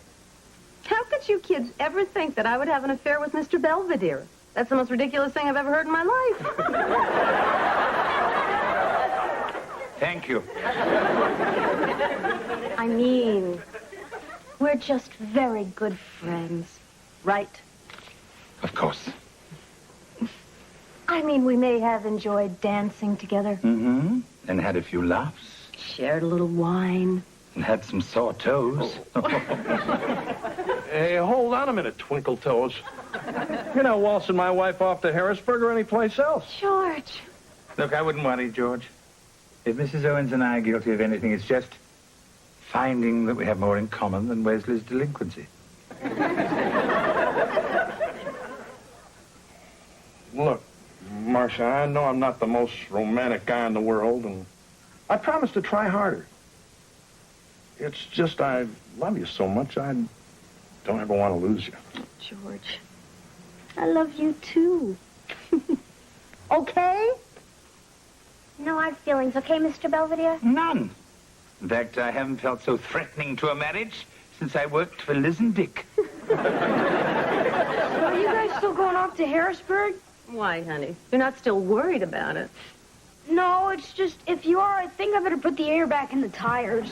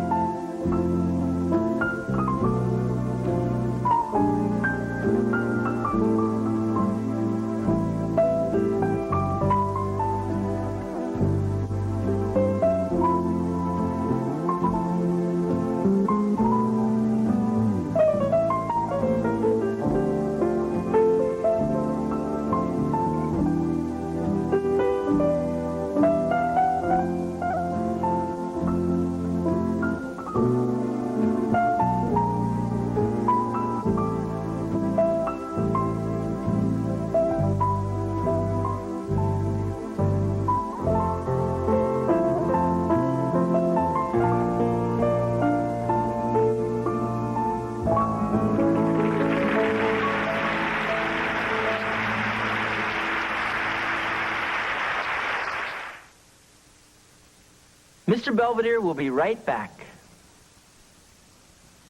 Kevin has returned to Mr. Cluck's and has even been promoted to manager in charge of neck roasting. Still badly shaken by his time in the sorority, he finds he'd rather have his hands in batter than dishwater. As for George, his new interest in dance has thrilled Wesley and Heather and surprised the heck out of Marsha. He's even hired a private tutor to show him the latest steps. Ready for my dance lesson, big guy? In a minute, George. Thank God for shin guards.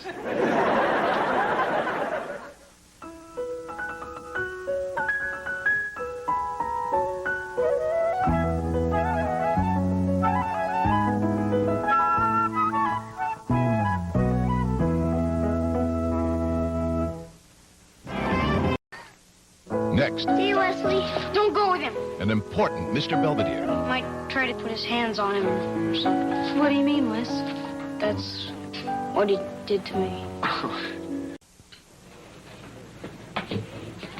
Come on, Heather, you don't want to be late.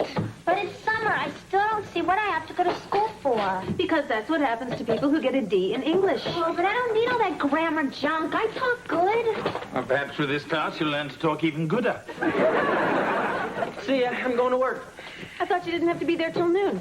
Yeah, well, starting today, Mr. Klutz is open for breakfast. It is? Yeah, we've been getting killed ever since Schnitzel World started its wiener in a waffle. Oh, and what are you serving? Beaks Benedict? Kevin, might you drop me at school so I shan't be late? How is that? Much gooder.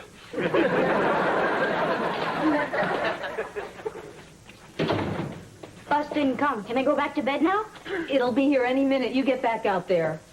I don't see why I have to go to some stupid day camp anyway. Rather go to summer school with Heather. At least it's air conditioned. Oh, it's going to be a lot of fun. They have a lake up there and everything. Yeah, well, I bet I know whose idea it was to send me to this place.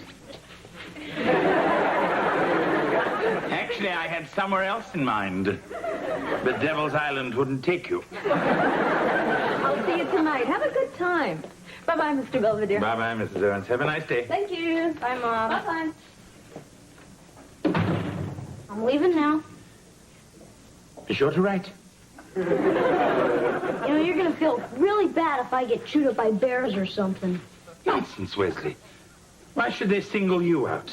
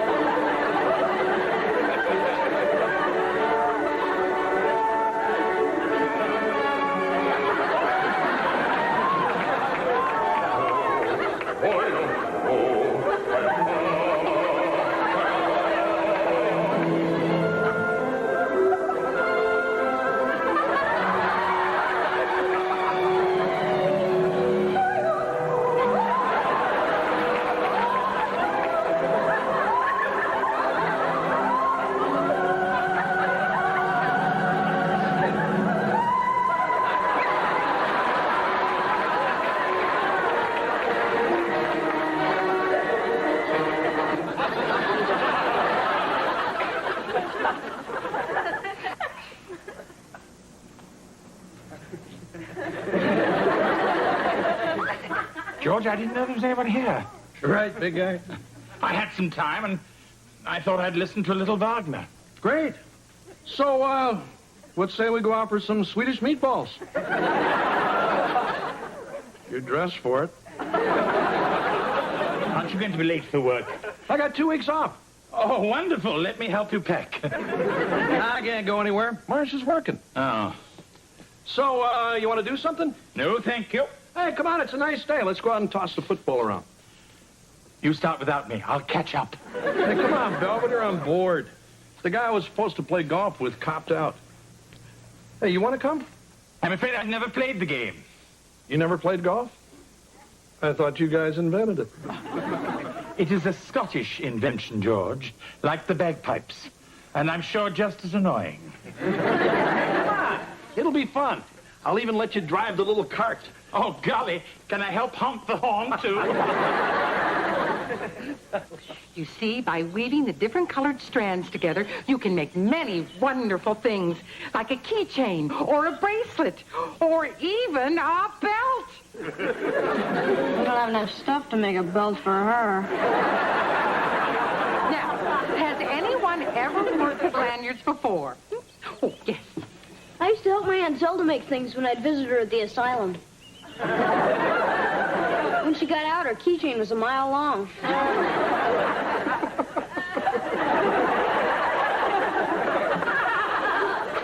Very amusing, Wesley.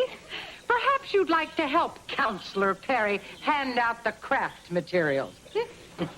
Now, we're going to work on our projects for a half hour or so, and then break for our little lunches of homemade peanut butter sandwiches and fresh-picked radishes. I think we may be breaking for lunch a little early. What? What's going on? I called the catering truck. Wait. Hi, Mom.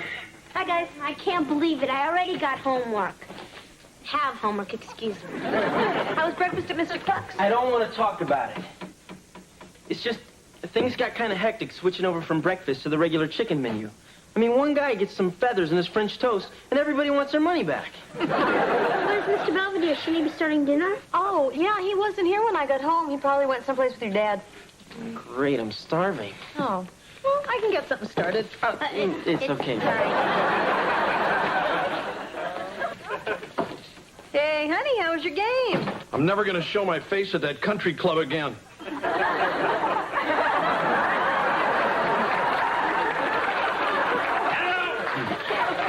Did George tell you he'd drag me out on the links? I should have backed over him with the card when I had the chance. He's a bit miffed because I got a hole-in-one my first day out. You did? Actually, it was rather a fluke. My ball got a lucky bounce off a gentleman on the green. Belvedere, I told you, you're supposed to wait until the people in front of you are finished. I yelled 5. It's 4. Oh, right. I'm going to go change. I'm sorry, George. I didn't mean to ruin your game. That's okay, Belvedere. I promise I'll do better tomorrow.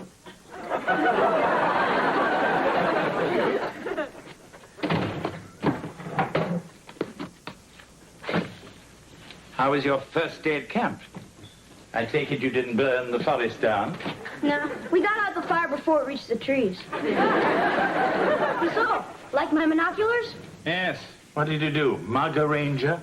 No, Counselor Perry gave them to me. Said I could use them the whole time I'm at camp.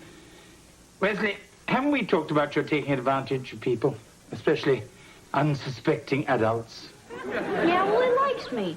And Witch Hazel, the other counselor, hates my guts, so it all comes out even. You getting ready for Halloween? All right, get ready for dinner. Okay, but first I want to go outside and see if I can find any of the birds we learned about today. Very well. But remember, no looking through Fifi Huffnagel's window. I'll go wash up. B-I-N-G-O, B-I-N-G-O, B-I-N-G-O, and Bingo was his name.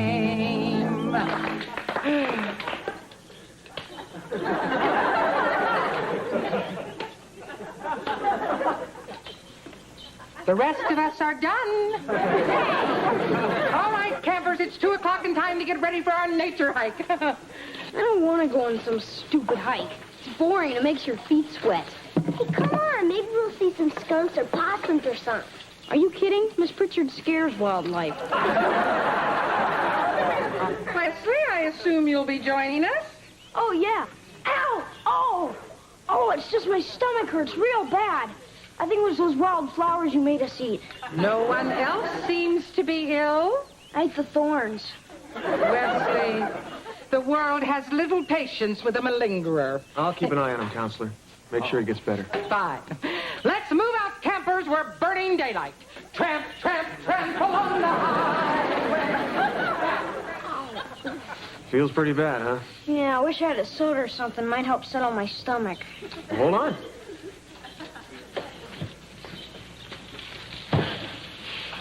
Whoa, does Miss Pritchard know you have this? Actually, they're hers. But we'll make this our little secret, okay?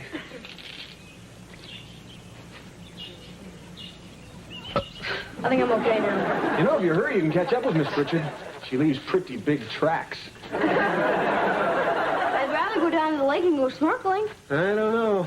You're supposed to do stuff as a group. I could really catch it from the old swamp monster. What's she gonna do? Fall on you? You know, Wes, I think you enjoy doing anything as long as you're not supposed to be doing it. Sure, doesn't everybody? Get your flippers.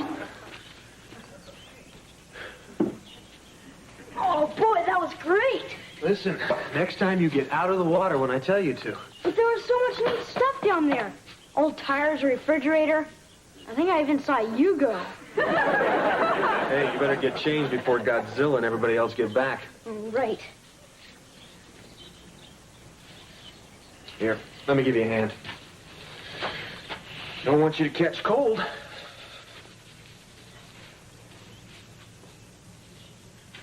Whoa. Getting goosebumps.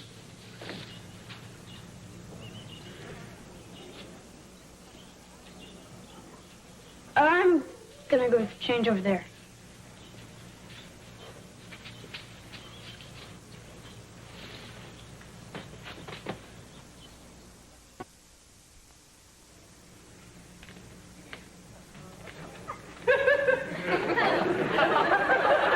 Hi, honey. I'm going to the club. I don't want Belvedere to know. Anyway, it's his day off. I figured let him sleep. Good morning, George. Oh, Belvedere. I've been up since dawn practicing my putting and chipping. Perhaps we should play for a new lawn. I'll get my clubs. Actually, I was just putting these in the garage. I have to get to the station. Oh? I've got an exclusive interview with Honus Wagner, a great pirate shortstop. Ah. Why aren't you dressed, honey? You're going to miss the bus. Can't go today, Mom. I got poison ivy. Ooh, you poor baby. Don't get too close, Mom. This stuff's contagious. Let me look. I've had all my shots. Ah, yes. That's definitely poison ivy. Fortunately, it's the erasable kind. All right, Wes, what did you do at camp? Nothing. That's easy enough to call your counselor and find out. No, don't. Then tell me what happened. I put a frog in some girl's shorts. I would have expected something more original. I couldn't find a snake. Listen, young man, you are going back to that camp and you're going to behave yourself, understand? Yes, ma'am. Okay, now we're going to divide into 2 teams, and each team must attempt to find as many of the items on the scavenger list as they can and bring them back to camp. I hope there's a fat lady on it. Okay, who wants to be a beaver with Miss Pritchard? Why? What are you going to do to me? Oh, very well then. All right, the rest of you can be cougars with Counselor Perry. Okay, let's everybody get their knapsacks and fill their canteens. Let's go.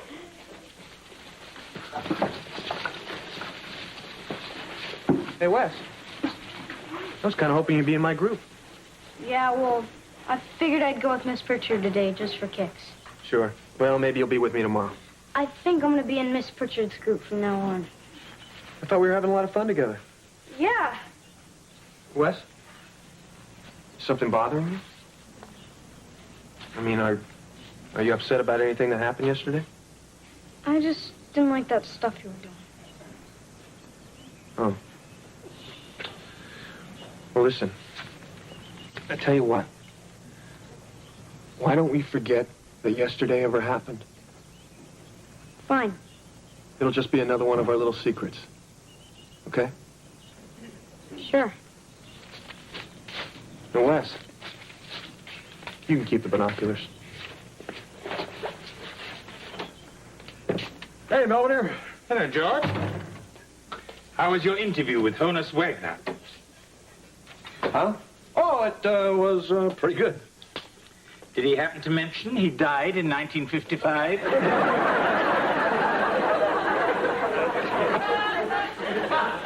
That's kind of a sore subject with him. Hey, Belvedere, I only played 9 holes. George, if you don't want to go golfing with me, just say so. Okay, I don't. Look, it's not just you're lousy and you keep hitting people.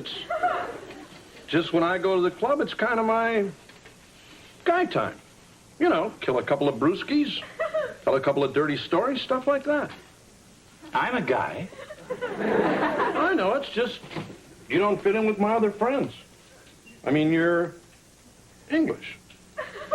You're right, George. Most of your friends don't speak it.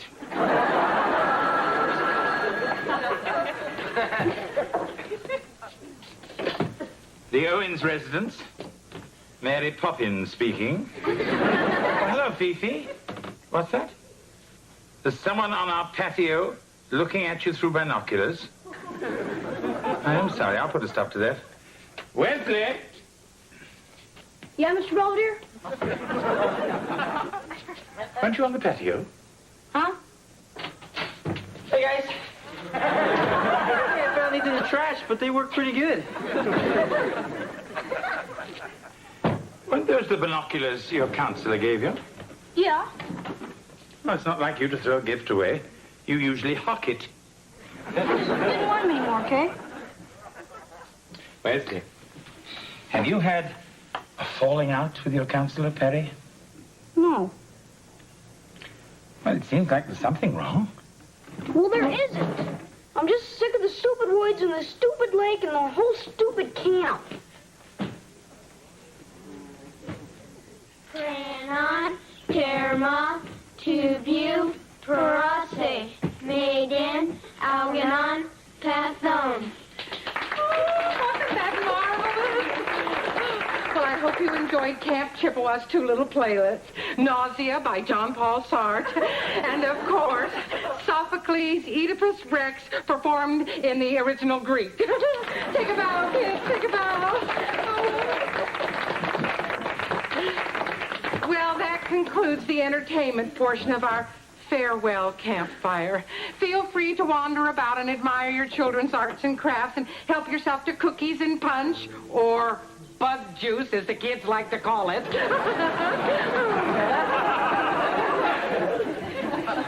Hey, guys. Oh, honey, Hey. we really enjoyed you in your play. Yes, your acting in nausea certainly turns my stomach. Hi, I'm Counselor Perry, and you must be Wes's parents. Hi, gee, we hope he wasn't too much trouble. No, we really enjoyed him. Hope he signs up for next year. Hey, how about that, champ? Somebody actually wants you back. Listen, I better say hello to the other parents. Very nice meeting you. See you, Wes. Yeah, bye. So, Wes, man, aren't you going to show us some of your crafts? Oh, right. They're on the table. I made the macrame handcuffs. Well, Counselor Perry seems very nice. Yeah, I guess. Wesley, what's going on? Nothing. I'm gonna go say goodbye to some of my friends.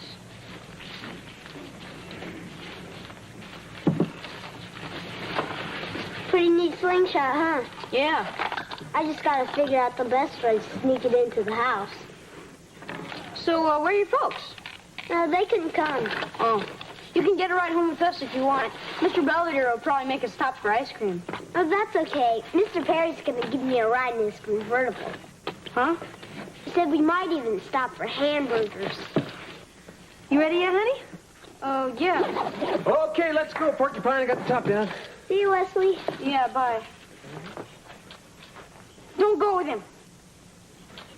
You shouldn't let him go with Mr. Perry. What do you mean, Wes? Yeah, Wes, what's the problem? Because if he goes with him, he might try to do something. Put his hands on him or something. What do you mean, honey? Why do you say that? Because that's what he did to me.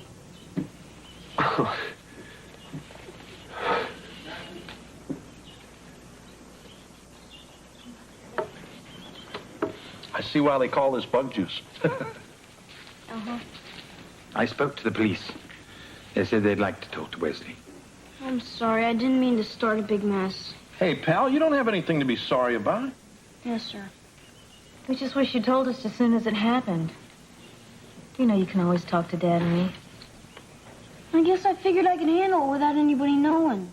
Like the time I broke the Chinese vase in Mr. Belvedere's room and replaced it with the one from Kmart. The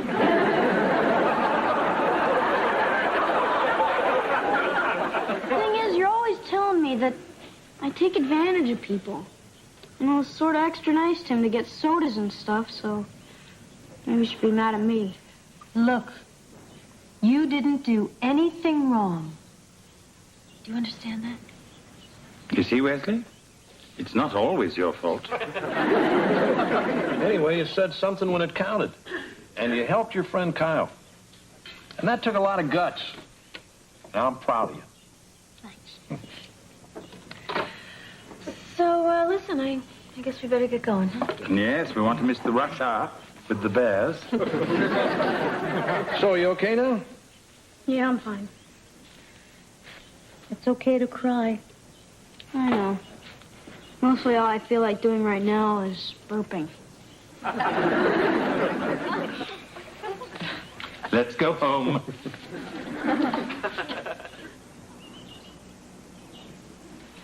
Hey, Mr. Belvedere. Good morning, Kevin. Aren't you going to be late for Mr. Clucks? I'm not going today. Oh, but I thought you were unveiling your new line of Mexican food. Yeah, I tried it last night. Ah, yes, Cluckito Burrito.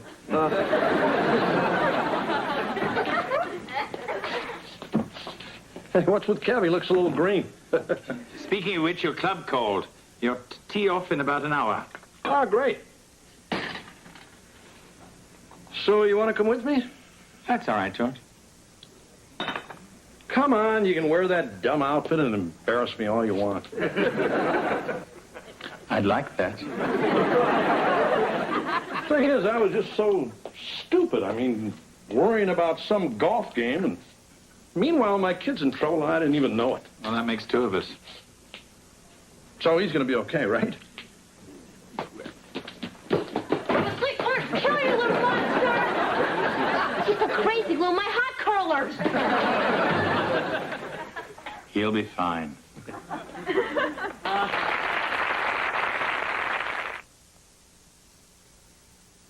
Mr. Belvedere, we'll be right back.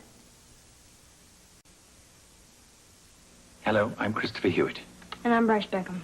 Usually at this time, you would find Mr. Belvedere at his desk, writing about the antics of the Owens family. But due to the special theme of tonight's episode, we thought we'd do something a little different. Yeah. We figured we'd talk to you kids and your parents, too, about something that's kind of hard to talk about. Tonight's episode about Wesley didn't really happen. But if ever you find yourself in a situation like that, there are certain things you should remember. No one should ever touch you in a way that makes you feel bad. And if they do, tell someone you trust, like your mom or your dad. And remember, if you have to keep a secret that makes you feel bad, it's not worth keeping. Yeah. Thank you, and good night from us all at Mr. Belvedere.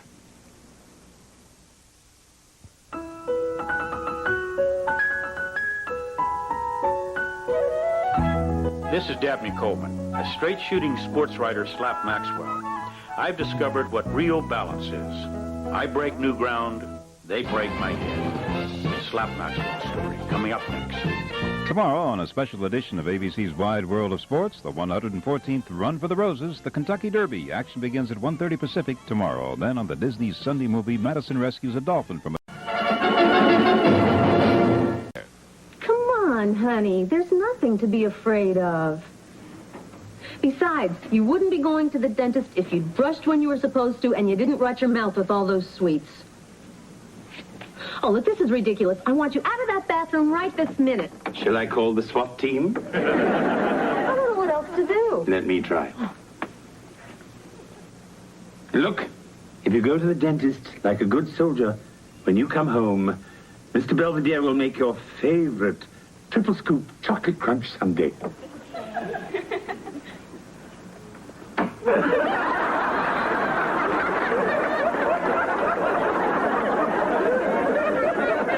With extra sprinkles?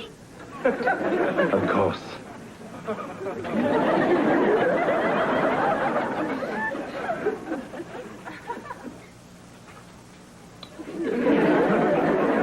So, how do I look? Better. Now knock it off. I'm getting my teeth cleaned today, and I want to get my money's worth. Morning. Morning. I'm all ready to go to the dentist, Dad. No rush, pal. But if you don't get there early, they give the old drill. That's it, I'm not going. Oh, come on, Dad, you gotta. You see, even Wesley realizes that a trip to the dentist may be unpleasant, but necessary. No, I like going. You do? Yeah. Sometimes it hurts a whole lot, but it sure feels good when it's over. Sort of like spending the day with you.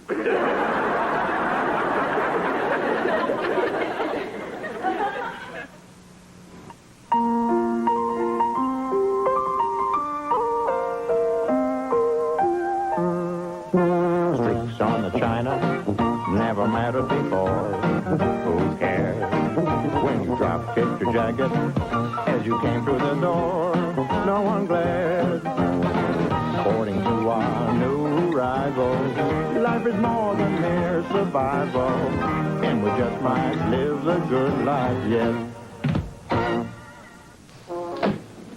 Is everything all right?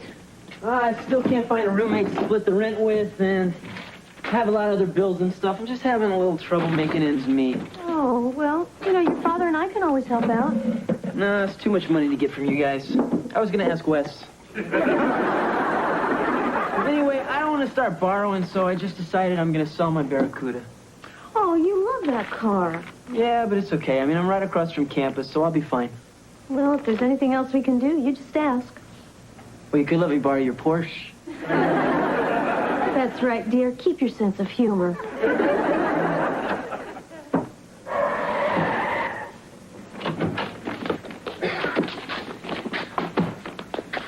I did it! I broke the record. I made a market in 6 minutes, 45 seconds, and I even stopped for one of the red lights. It's not bad.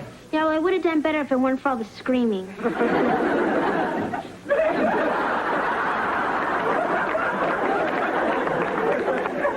Hi, Miss Belvedere. Aren't you coming in? First, put the car keys on the counter. Now step away from them. Now I'll come in.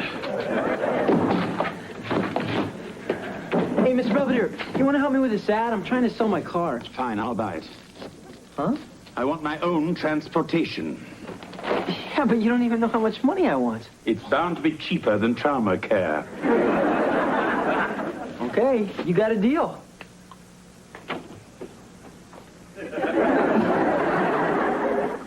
So how did it go? Great for Dad.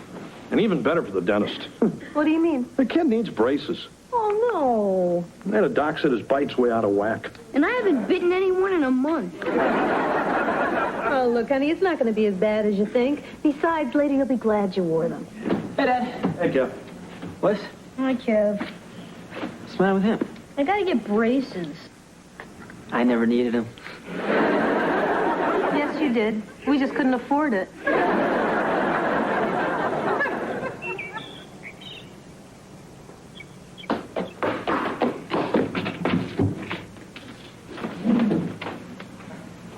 Excuse me.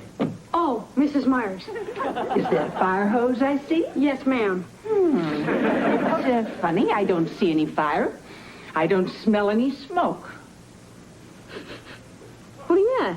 I guess Mr. Jones must have put himself out.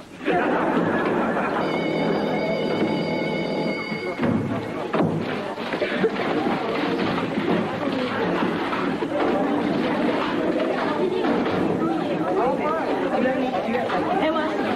Oh, hi, Miles. Let's eat the cafeteria. They're having macaroni and cheese. I can't eat that stuff. Makes my mouth walk. It's my last chance to have it. I'm getting braces next week. Yeah, they're not so bad. You used to them after the first year. The thing is, we just started junior high, and now I gotta start wearing an erector set in my mouth. Nobody cares if we wear braces or not. I already made a lot of new friends.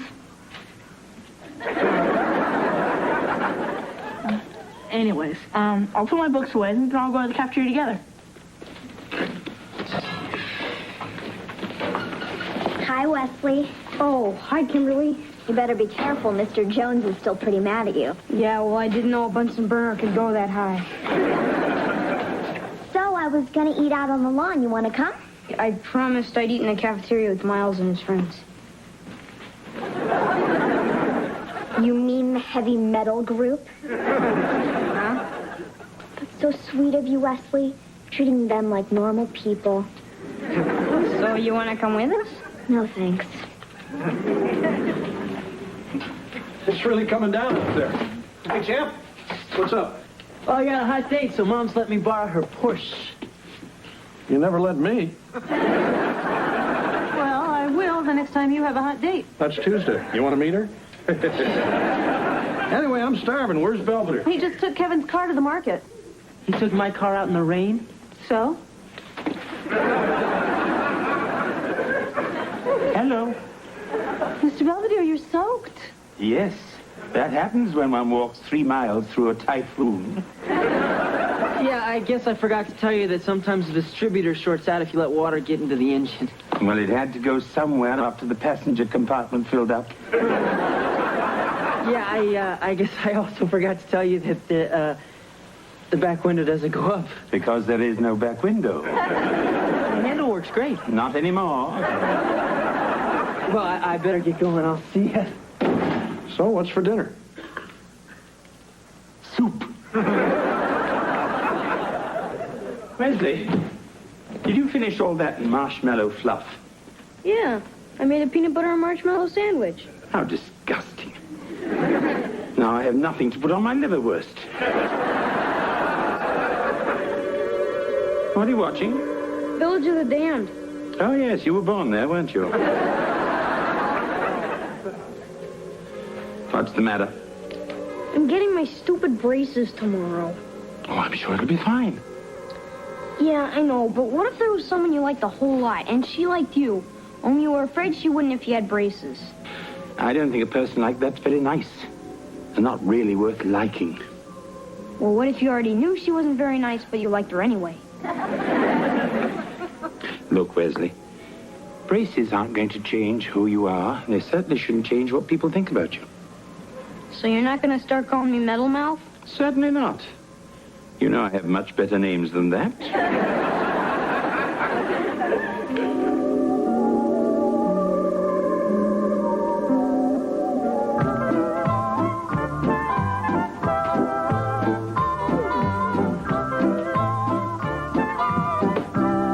Good morning, Mrs. Owens. Good morning, right back. May I say you look lovely today? Oh, thank you, and so do you. Though I guess lovely is the wrong word for a man. Shall we say stunning? Good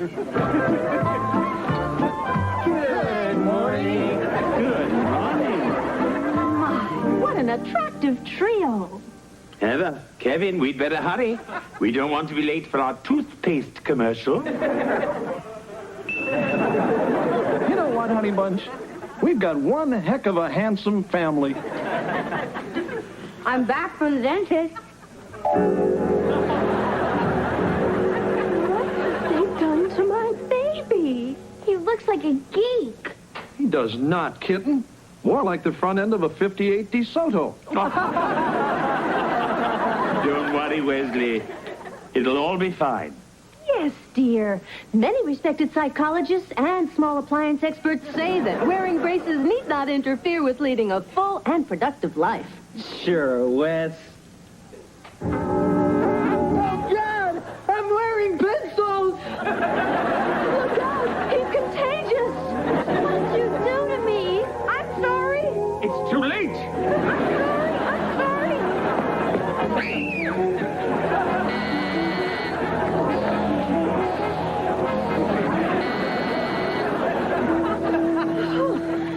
Thank goodness he's gone. Yeah, and anyway, the kid will be better off outside. Unless there's lightning.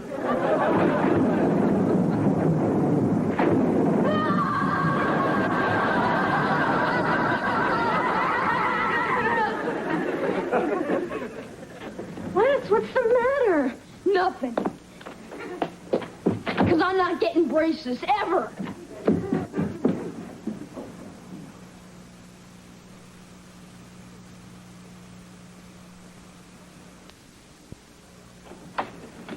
Come on, pal, you can't keep this up forever.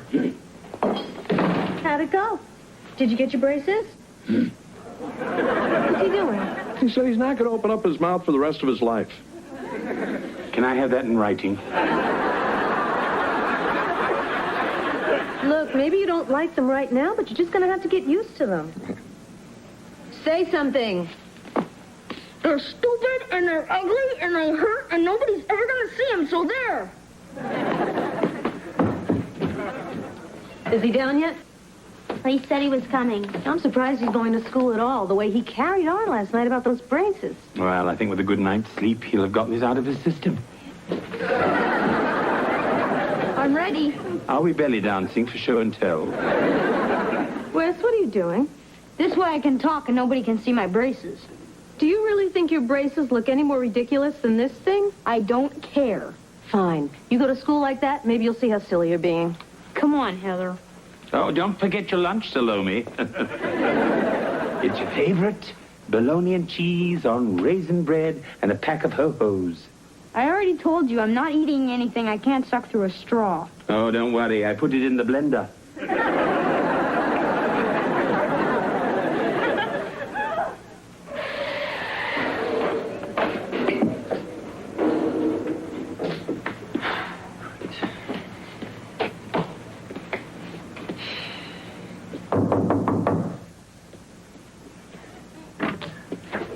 Forgot to tell you the brakes might need a little tightening.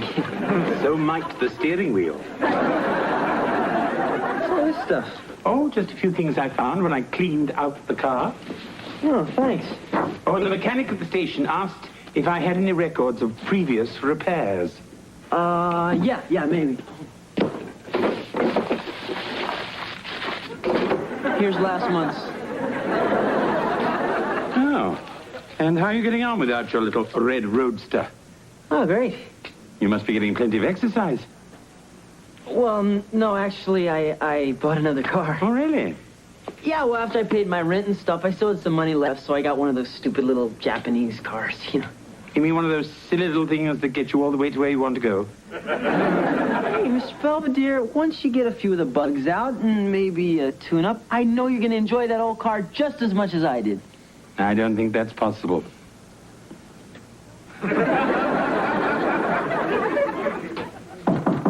Come in. Oh, hi, Mr. Belvedere. Hello, Miles. Is Wesley here? We're supposed to go to the library together. I believe he's out doing some chores, but it should be done soon. Now, there's that blasted bottle opener.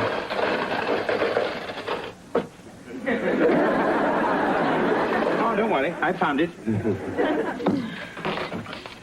Ah, Wesley, I see you've given up the veil and put on something more suited to your personality. Hey, I've gotten a lot of compliments.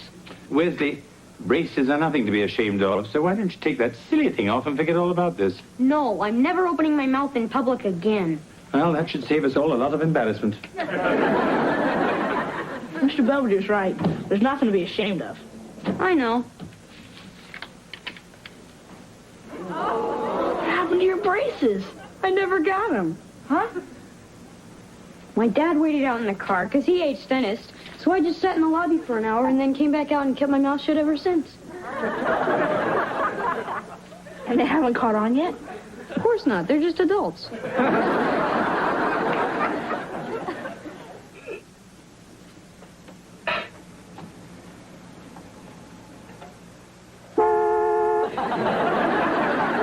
Hello, George. Figured out the problem yet? Yes, I traced it back to the day you and Mrs. Owens decided to have children. Come on, Belvedere. Kevin didn't sell you a lemon on purpose. He just got lucky. Look, I'm not spending another dime on this infernal machine. I'm just going to fix it myself. I didn't know you were a mechanical genius too, big guy. Oh, yes, I had some experience when I worked for the royal family. What'd you do? Jumpstart the Queen every morning? Or maybe it's the plug. Yes, well, I put some new ones in, and I tightened up the solenoid, whatever the hell that is. Oh, let me give her a start.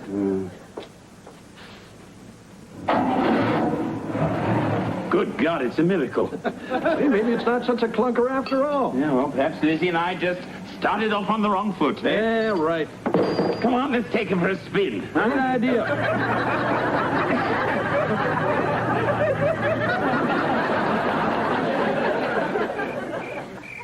Hey, champ. on, Wes. I just don't want anyone to see me. I'm too hideous. Okay, whatever you want. Maybe there's some place you could send me. You know, like an island for dental defectives. Then I could be with my own kind. Look, pal, you're acting stupid. I mean, nobody around here cares if you got braces on your teeth or a bird cage around your head. We still love you, right? Yeah, I know. So why don't you turn around and give your old pop a big grin?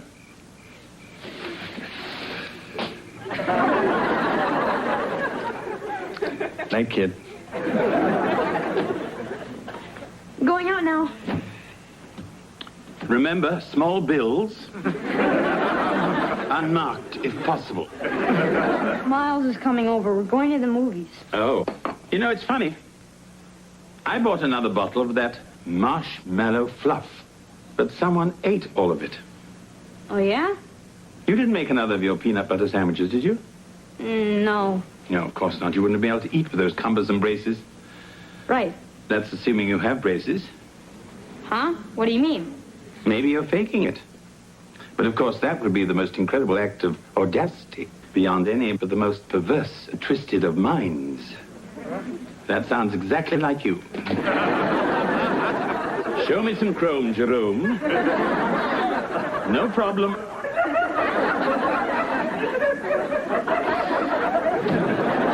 Now smile for Mommy.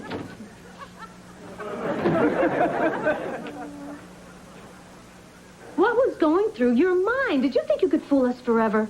Just till I was 18. Well, you must have a real high opinion of your mother and me. Just a couple of dipsticks who wouldn't know a cactus if it poked us in the rear end? Have you been reading my diary? Well, I know one thing. You're going back to that dentist today, if possible, and you're getting those braces, and that's final. But they're gonna ruin my life. I don't want to hear it. But they will. You wear braces and they turn you into a nerd and a wimp and a jerk that nobody likes. Wes! Well, that's what they did to Miles. See ya.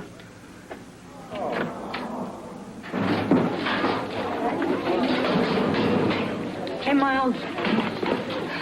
I got him. Pretty gross, huh? I even scared a couple pit bulls on the way to school. Look, I'm sorry about all that stuff I said. I didn't mean about you being a nerd and a jerk and stuff.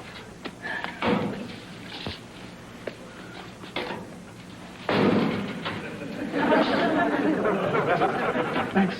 Sure. Look, you're my best friend. And you have been ever since the day you barked on me coming back from the class trip. Oh, yeah. And hey, don't worry about braces turning you into a nerd. Yeah? Yeah. I was already one before I got them. Just made me use their spot. Right. Uh-oh, here comes Kimberly. Hi, Wesley. Oh, hi, Kimberly. So, I was just wondering, are you going to the sock hop Friday? Oh, I don't know, maybe. I thought if you want to, we could go together. My mom could drive us and pick us up later. Well, that sounds great, but you sure you want to go with me? Why wouldn't I? Oh, I don't know. I mean, what if something happened that made me look kind of, different? What are you talking about? All I know is that I like you a lot, and that's all that really matters. Really?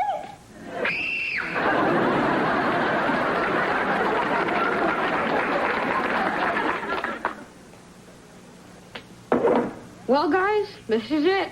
At least till I get these things off. Little going away party? Yep. Me and this junk have had a lot of good times together. Well, you're young. You'll make other friends. You know, you were right about these. Nobody even cared except Kimberly, and she got 2 teeth knocked out at dodgeball. Well, Wesley, there's no need to throw these away. Why? I can't have this stuff. No, but I can. Belvedere?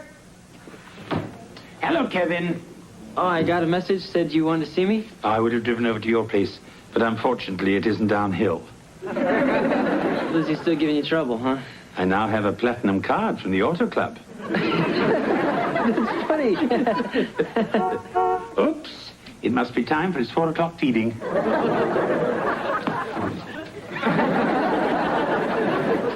No, I don't get it. I mean, when I had the car, It ran great. Perhaps it misses you. Yeah, well, I better get back to campus, so... Actually, I've been thinking, and I feel bad that you've had to sell it. I know how much you loved it. Yeah, well, I'll get over it. I mean, you're a young man on the go. You really should have a hot set of wheels. What are you saying?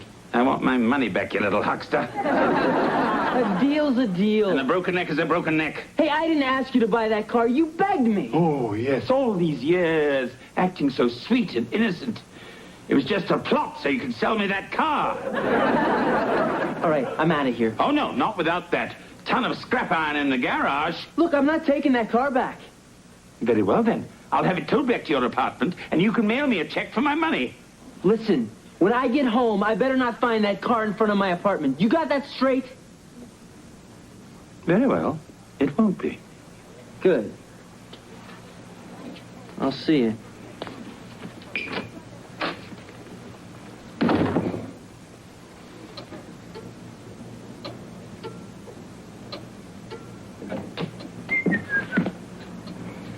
What the...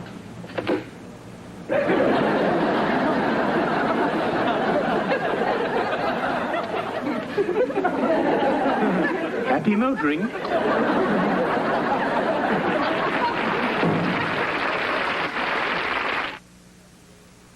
Mr. Belvedere will continue in a moment.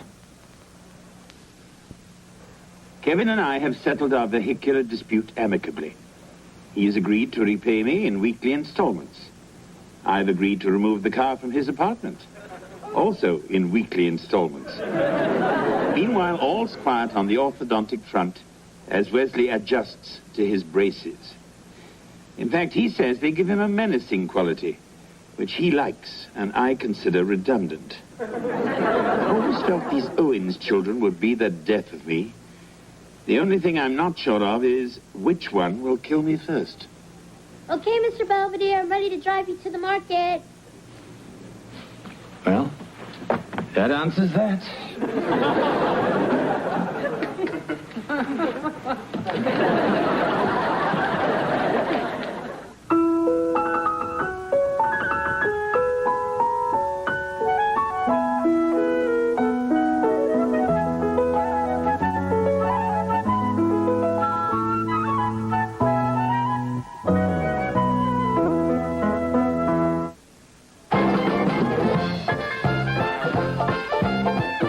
I'm Morton Dean. Later on Nightline, the nuclear disaster we failed to prepare for. Just Hi,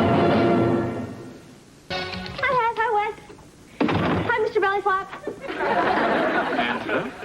My parents signed the consent form so I can go. Back to Pluto, I hope. Angela and I want to help the homeless of Pittsburgh, so we're going to volunteer to shelter downtown. Oh? Yeah, we're going to cook them breakfast. I thought you wanted to help the homeless, not kill them. I think what you're doing is very laudable. Well, we both have been very fortunate, and we want to do something for people who have less than us. Not only that, we get out of study hall. Angela, your compassion is an inspiration to us all. Can I go too? What for? Maybe I'll meet a hobo and he can teach me how to hop a freight to nowhere. I'll teach you, Wesley. I'll even give you a little boost. Come on, George. We're going to be late for the funeral. There's been a passing? Oh, yes, Barney, one of George's golfing buddies. I'm afraid George is taking it kind of hard.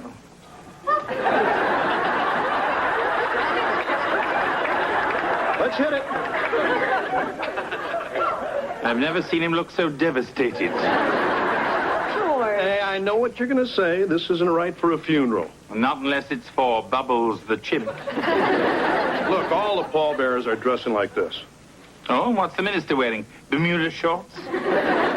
Barney wanted his funeral on a golf course. It's where he spent his happiest hours. I'm sorry, George. I didn't mean to be disrespectful. A funeral is a solemn event.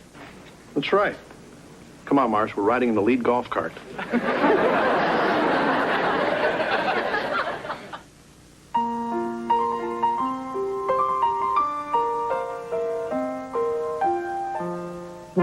Streaks on the china never mattered before. Who cares when you drop kicked your jacket as you came through the door? No one glared, sporting to our new ride. rival. Life is more than mere survival, and we just might live the good life yet.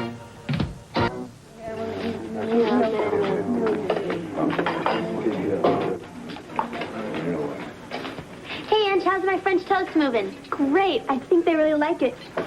Hey, am I supposed to eat this or re-sole my shoes with it?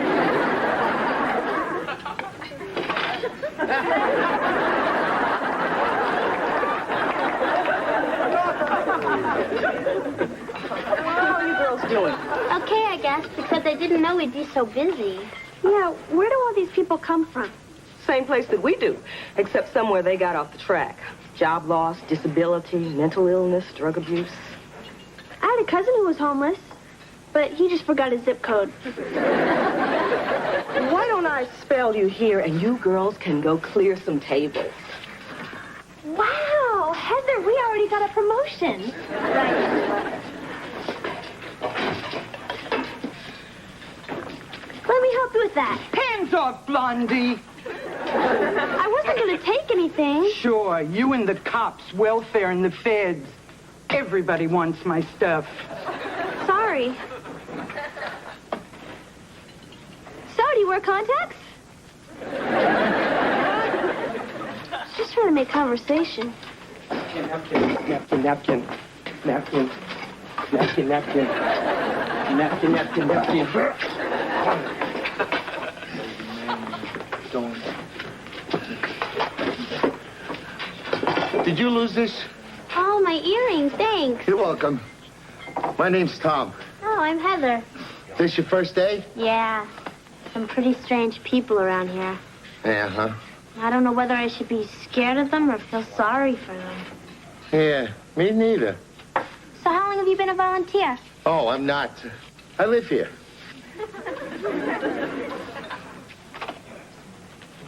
Oh, hi, Mr. Belvedere.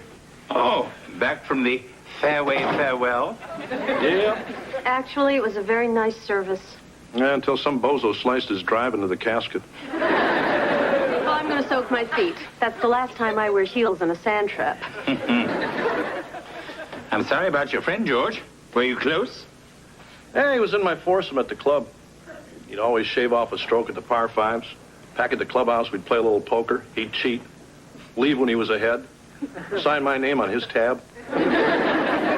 Friends like that are hard to find. It's just, here's a guy about my age.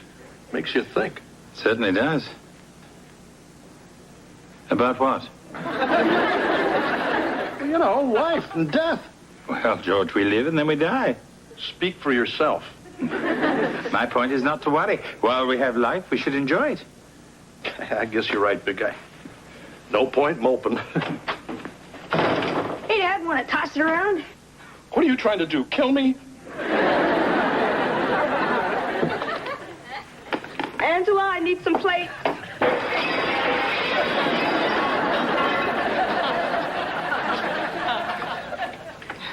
Here you go. Hi, Tom. Oh, hi, Heather. Like my new shirt? It's real nice. I found it in the dumpster. People throw away really good stuff. So you got a date? No, I'm going on a job interview. Oh, isn't this your job? Oh, I'm just helping out while I stay here. I like to keep busy. Oh. Well, good luck at your interview. You must be pretty excited, huh? Yeah, I haven't had a real job in 2 years. 2 whole years? That's awful. Well, it's hard when they ask for an address and phone number and you don't have an address and phone number. Hi. I didn't get a chance to introduce myself to you yesterday. I'm Angela. Good for you. You know, just because you have a terrible, miserable life of hopelessness doesn't mean you can't say a friendly hello. What makes you think my life's so miserable? Well, you live on the streets. You're dirty and grungy and kind of smelly. No offense. None taken. Besides, you're the one who stinks. What? That perfume. It's just another product of the capitalist consumer conspiracy. No, it's Forever Crystal. Look, Blondie, everything I need in the world is right here where I can get at it. Real simple. You make it feel like living this way is good.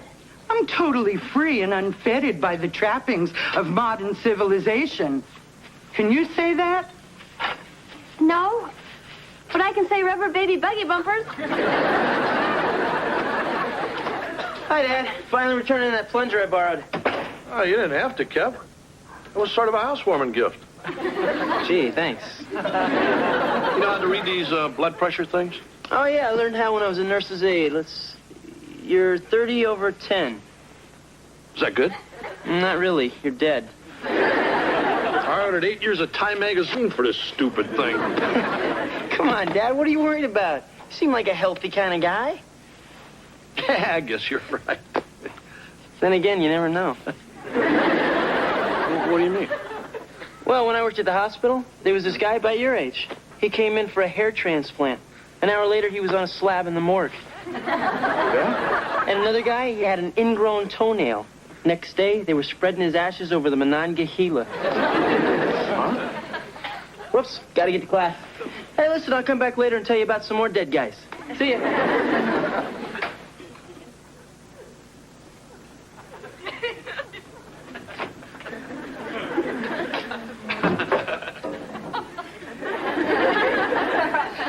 Expecting a close encounter?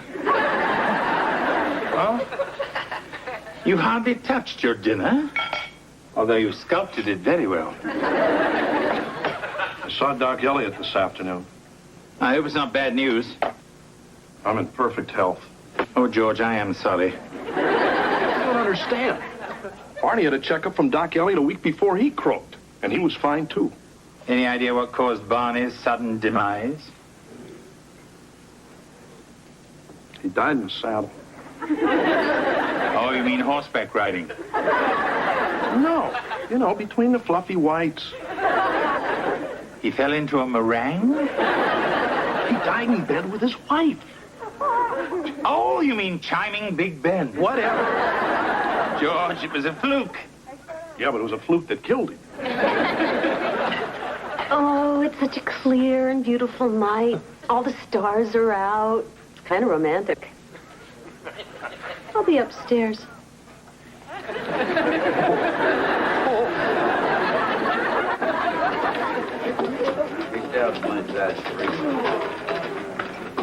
Hi, everyone. I brought a surprise. Homemade cookies. I didn't bake them.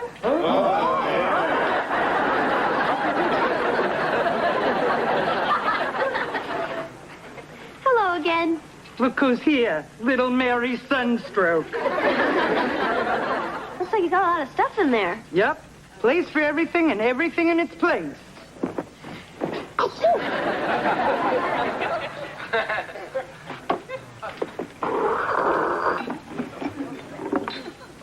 Thanks. Hi, Tom. I brought you a cookie. Oh, thanks. So did you get the job? Oh, nah. There must have been 100 people there. I didn't stand a chance.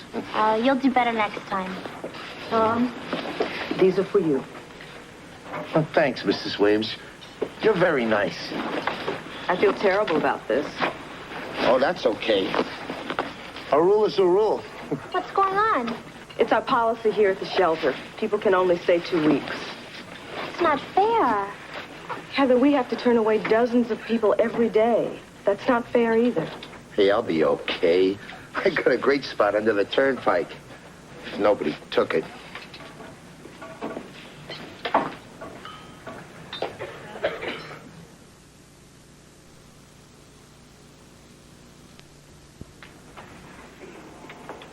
Come on in, Tom. You sure this is a good idea? Don't worry. You'll stay in the attic. No one will ever know you're here.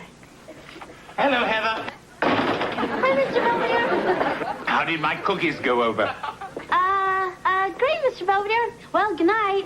Brazil nuts. Huh? That's the secret to the recipe.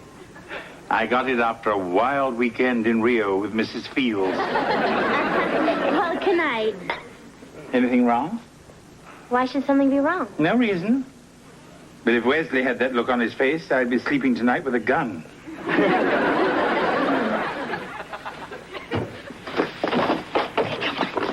George, where are you going now?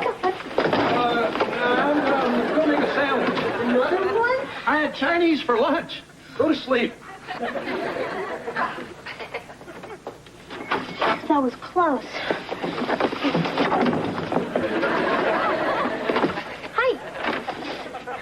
You mind? I need my binoculars. Henrietta Huffnagel left her blinds open.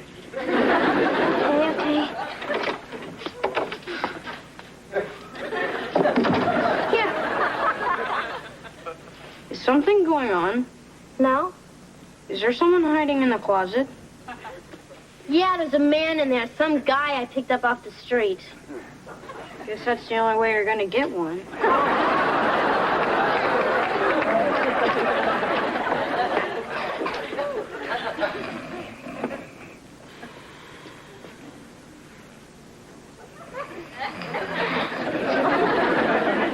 Oh, no, Marsh, not the feather trick. Good morning. Hey, get that thing out of my face. I'm sorry, George. I just love doing that. I always have. Guess I fell asleep watching the tube.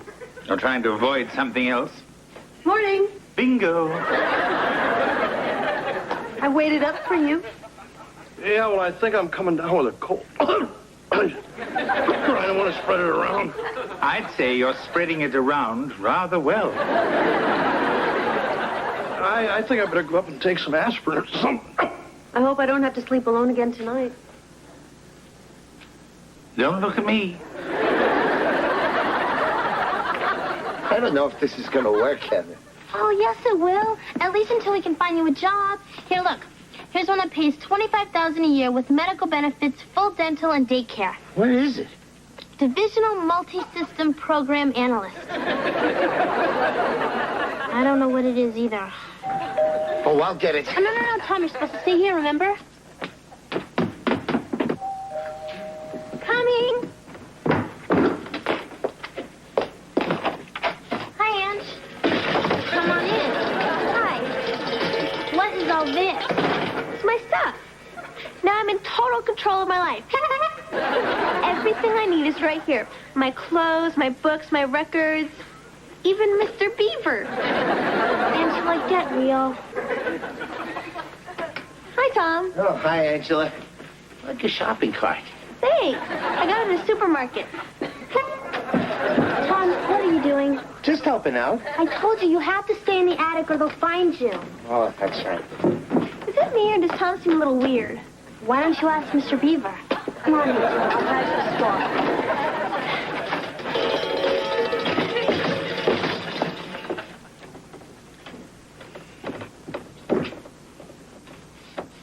When did I polish this? Hey, big guy.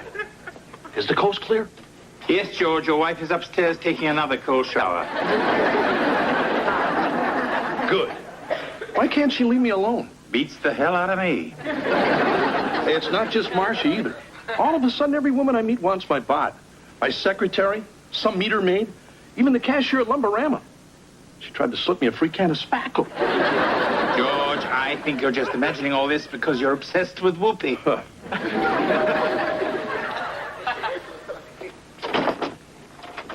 Hi, my name's Yvette, and I'm selling waterless cookware. Is your wife available? No. Want to steam some vegetables? I guess you're just a meat and potatoes man. Hi, Mr. Botulism. Hello, Angela. I don't know what you're doing, but I'm sure there's an irrational explanation for it. You mean this? These are all my earthly belongings. I've dropped out of society.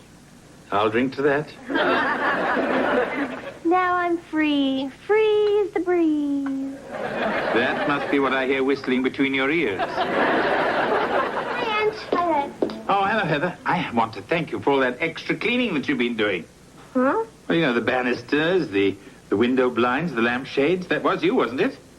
Well, sure. Who else could it be? Maybe it was Tom. Angela. Sorry, it couldn't have been Tom. He stays in the attic all day. For crying out loud, Marsh. Get your mind out of the gutter. Hi, nice jacket. Who the hell are you? Oh, I'm Tom. I live here. Who are you? Oh, I see you two have met. So I brought Tom here until I could get him a job in a place of his own. I thought I heard noises in the attic. I just assumed that's where you were sleeping. Well, I thought we had a squirrel up there. I even put out some poison pellets. My God, I thought those were licorice bits. Hey, everybody, there's some guy up in the attic. We know, Wes. You do? He's a homeless man your sister's been trying to hide. You mean you were telling me the truth? You're really warped. Hey, look, kid, and I feel sorry for the guy, but he just can't stay here. But he's not bothering anyone. Heather, your heart is in the right place, but I'm afraid your father's right. Don't get mad at Heather. It's my fault. Hey, look, Tom, we're not blaming you or anyone else. I know times are tough. Well, here's your clothes, Mr. Owens. Oh, no, you keep them. And, here's a couple of bucks for you. No, thanks. I already ate your food and stayed at your house. Well, so does Belvedere, and we pay him. Take it, Tom. Thanks. Maybe I can buy some new boots. Wait, Tom, maybe you can stay with Angela. Hasn't he suffered enough? So what are we going to do? Just throw him out? Heather. Oh, sure. Give him a few bucks, forget about him, and maybe the problem will go away. Well, it won't. There are a million of Toms out there, and no one even gives a damn. What kind of world is this? Tom? Tom?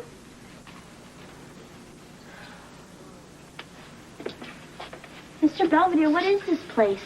It's a residential hotel. Mind the concierge? Well, wait a second. That's the shelter's address in case he needs a meal. Ah, here we are.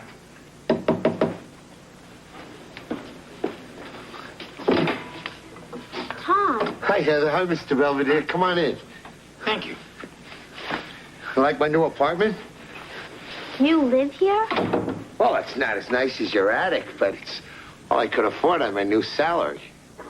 You mean you found a job? Mr. Belvedere got me a job at Donut World. I carry a lot of weight around there. Right now I mix the dough, but if I do good, they'll let me dip them in chocolate icing and put sprinkles on them and maybe even squirt jelly in the jelly donuts.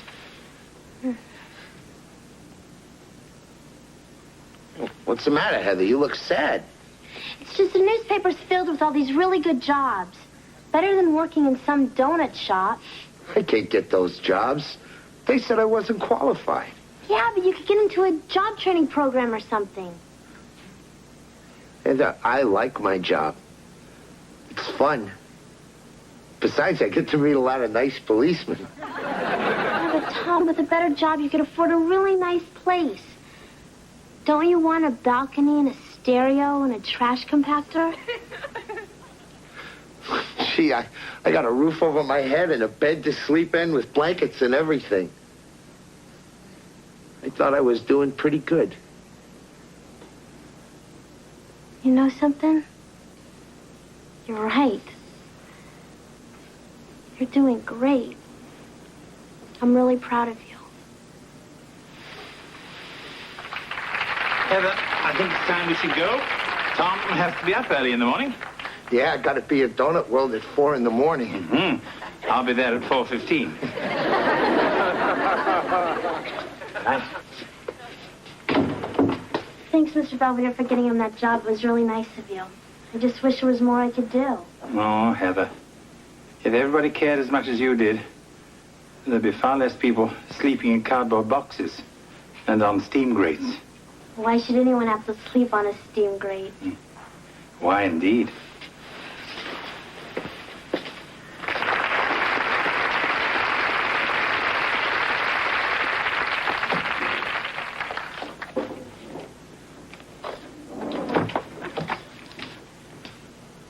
Hi, George. Uh-oh. I was at the club today. Guess what happened? You made a hole-in-one and they gave you a free divot fixer? I had lunch with the wives of your golfing buddies. Yeah? Yeah. And you know how girls talk. Well, it seems like we've all been feeling a little neglected lately. What do you know? And there's this rumor going around about what really happened to Barney. I was beginning to think it was me. Belvedere! You went shopping. Wes! At the movies with Heather. Actually, my heart's starting to pound. It's a muscle. It needs exercise. What if I die? You'll have a smile on your face. You know, come to think of it, so did Barney.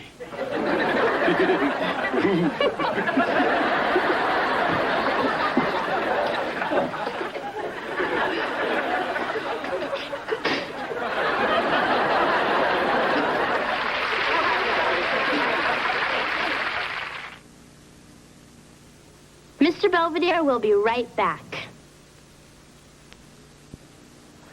Heather continues to volunteer at the shelter. Tom stops by from time to time, usually with a generous donation from Donut World. Meanwhile, the supermarket reclaimed Angela's shopping cart, leaving her with no choice but to return to civilization. Talk about paradise lost. As for George, he somehow survived his close encounter with Marsha. And since then, I haven't seen much of either of them. Paradise regained.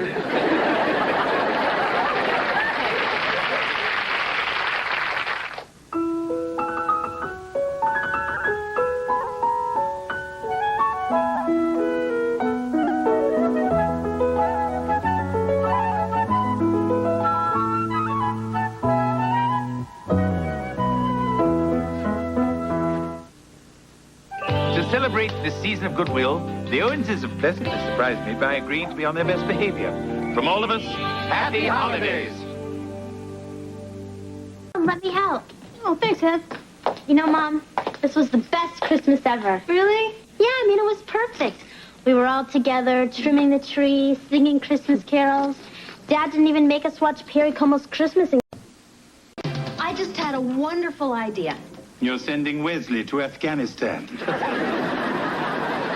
Oh, it's just that you've been here for 5 years, and you'll probably be with us another 5. What?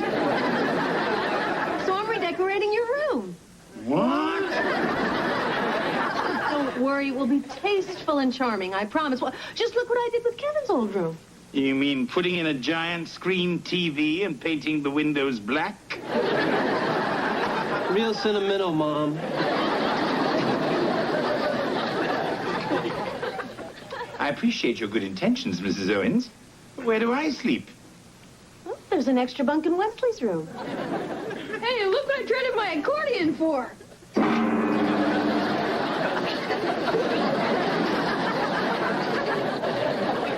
Hi, Ed. Hi, Ange. You ready for school? Almost. I'm reading up on current events. Oh, I knew a current event once, but that was years ago. This is for speech club. You're joining the speech club? Yeah, to learn how to express myself better and become more articulate. Okay.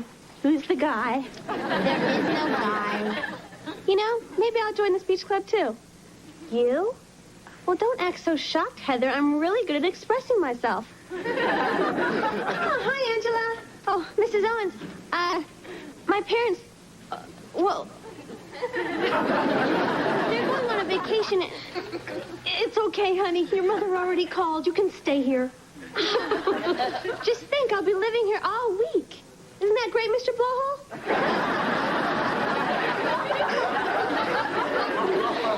Blowhole? Wonderful. With your moving in and my bunking with Wesley, it'll be a dream come true.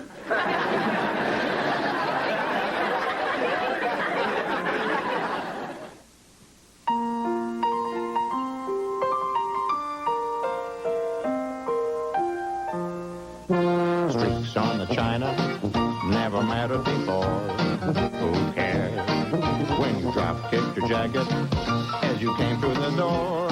No one glared. According to our new rivals, life is more than mere survival, and we just might live the good life yet. And sometimes people leave their sprinklers running even when it's raining, or they hose off their driveways in the middle of a drought. Angela, the topic is illegal immigration.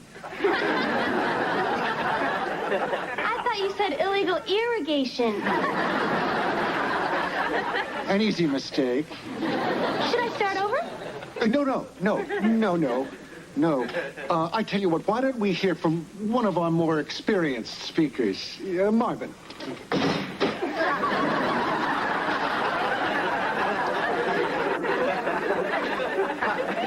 Marvin, your topic will be healthcare in the United States. Go. Healthcare. Many Americans cannot get or afford the medical care they need. Conservatives propose slashing public health care programs. Liberals want to pour billions of dollars into national health insurance. In my opinion, we should encourage insurance companies to pay for preventive medicine and establish a decentralized delivery system of public health care. Thank you. Boy, he's really good. Yeah, and he's cute, too, in a geeky sort of way. Excellent, Marvin. Thank you. See you all next time. Watch this. I'm going to go introduce myself. I'm Heather. You know, that was a really good speech. Oh, I gotta go to the bathroom. Well, you know what they say. All brain and no bladder. Night, Mom. Night, Dad.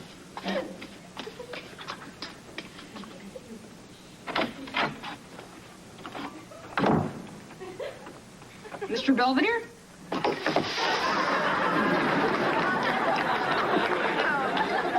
Yes? What was that for? I wanted to strike first, before you unleashed whatever fiendish prank you were planning. Well, I guess you got me. I'm going to bed. Well, Wesley, if we're going to be bunkmates, I mean, we might as well make the best of it. I guess so. I'll get the lights. Are you asleep, Wesley? No. Would you like a little entertainment? Huh? Back by popular demand,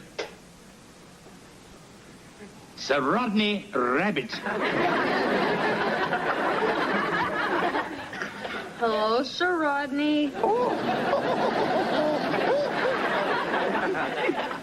Good afternoon, speakers. Why don't we begin today with a practice debate on the subject of nuclear disarmament? Who would like to take the pro position? Heather. And opposing? Marvin.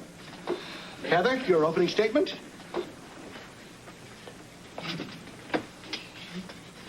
Well, I think we have enough nuclear weapons in this world. I mean, how many times can we blow ourselves up? All it is a big waste of money, which we could put into social programs to help humanity. Thank you.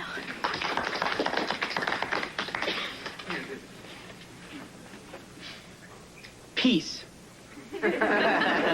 Who among us doesn't want peace? The question, of course, even to the most naive, is how to achieve peace. And in conclusion, I say, strength, power. These are the guardians of liberty, the protectors of this grand experiment we call democracy. Thank you.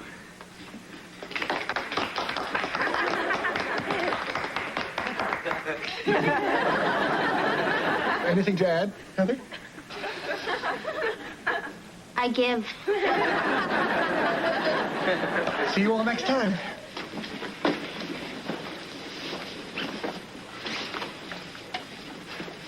So, congratulations. Thanks. You know, you sure mopped up the floor with me. I'm sorry. Bye. Well, you know what? You're so good, I could sure use a few pointers from you. How about tomorrow after school, my house? You mean your house? Where you live? Yeah. Well, sure. Why not? Oh.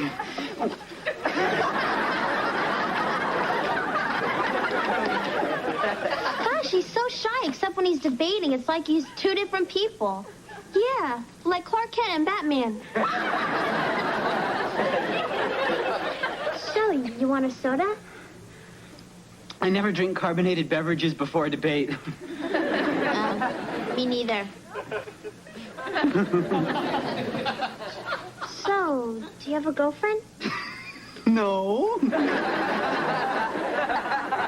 I mean, I'm on the debate team, varsity towel boy, and president of the chess club. I don't have much time for girls.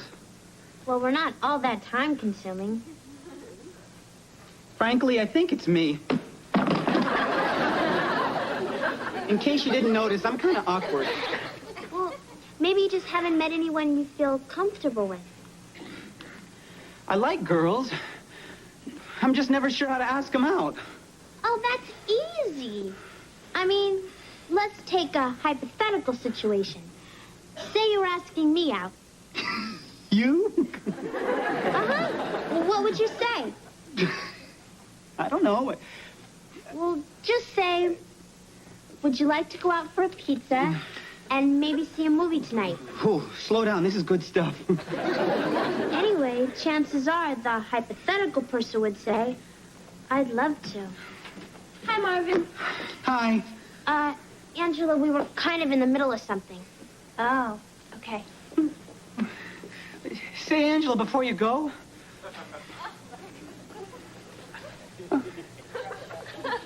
Would you like to get a movie and maybe see a pizza tonight?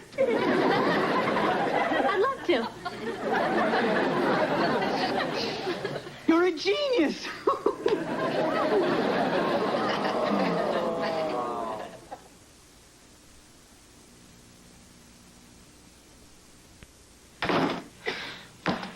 So, how was the movie? Oh, we couldn't find anything with a G rating, so we went bowling instead. You know, once you get to know Marvin, he's pretty neat. Even sexy. There was a moment when he got his thumb stuck in the ball and I was trying to help him get it out. And our bodies became completely intertwined. Well, then what happened? He had an asthma attack. Gee, too bad. You know, I never would have met Marvin if I hadn't joined the speech club. And I never would have joined if you hadn't joined. Boy, talk about destiny, huh? Talk about density. In conclusion, freedom of speech is one of our most cherished rights and must never be taken for granted. Thank you. Thank you, Heather. You just earned a spot on the debate team for this Saturday's speech meet against Fielding High. That's all for today. Angela, could I see you for a second? Hey, that's great about you making the team. Oh, thanks, Marvin. And thank you. Angela has changed my life. Marvin, you went bowling together once. The thing is, Angela has brought me out of my shell. I can talk to her just like I'm talking to you. Well, now that you can talk to me, why don't you ask me out? Huh? Well, it just so happens I have 2 tickets to a special taping of Firing Line from Pittsburgh. Gee, that sounds tempting, but I kind of had plans on going to the library with Angela. William F. Buckley's debating Mr. Rogers. Well, the library will always be there tomorrow. Mr. Wiggins took me out of impromptu speaking and made me a scorekeeper. Says I'm a natural. Well, now that you're keeping score, it's 1-1. See you later, Marvin.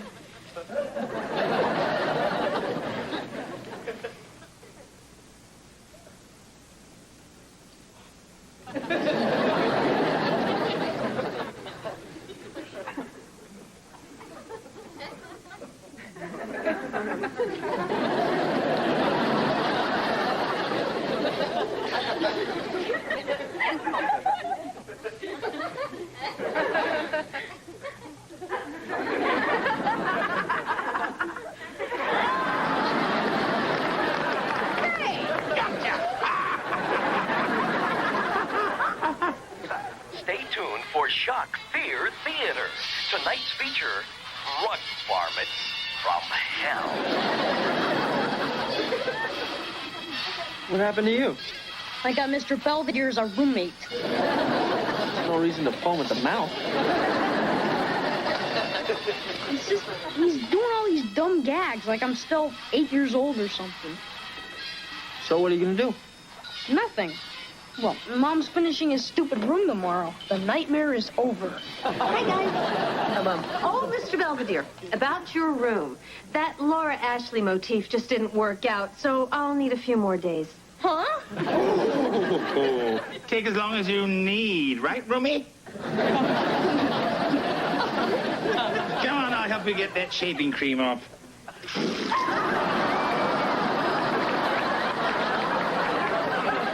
Morning. Oh, you got in kind of late last night. Have a nice time. Great. Can I interest you ladies in some scrambled eggs? No, thanks. Juice? Hand grenades? Look, Angela, I can't help it if Marvin wanted to go out with me. He had a date with me, and you made him break it. Angela, don't be such a sore loser. This isn't over yet, sister. This Marvin must be some guy.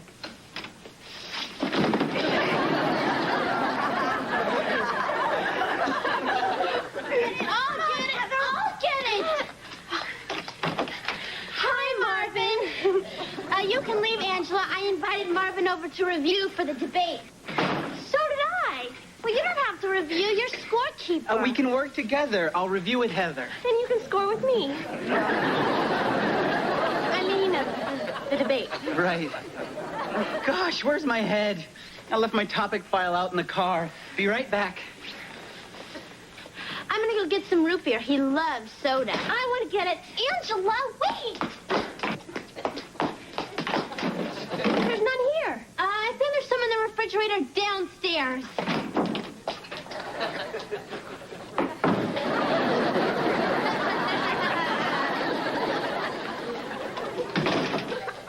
Got it. Where's Angela? She went out for some air. Why don't we start without her?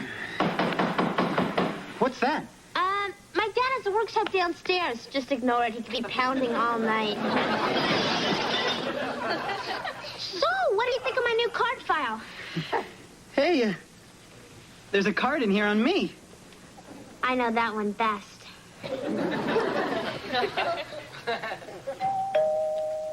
Hold that thought.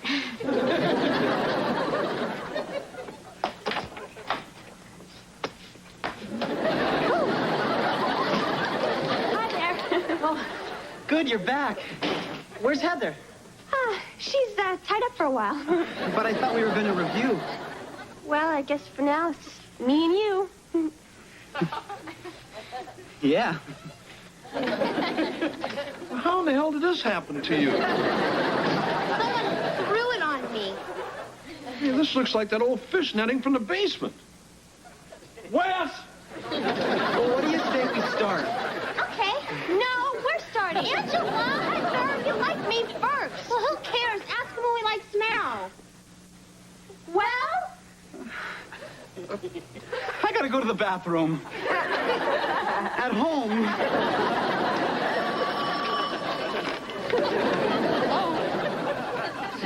Hi, how are you doing? Hold on a minute, Cindy. I've got to call Mr. Belvedere. Don't mind me. I'll see what the three little piggies are up to. You know, I'm working on getting my locker moved next to yours. Cindy and Wesley sitting up a tree. K-I-S-S-I-N-G. Just ignore that. Yeah, I did my math homework. Problem 7. Hold on a sec.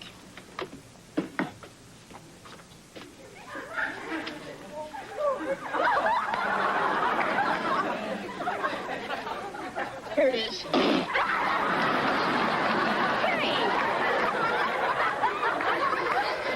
Yeah, I know it's gross, Cindy, but I didn't do it. Cindy? Hello?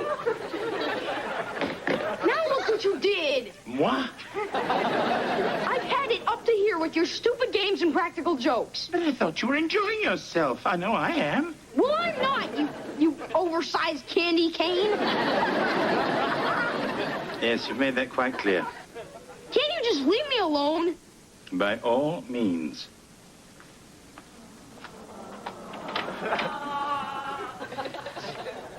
I'll not be patronized by you any longer. You humorless little snot.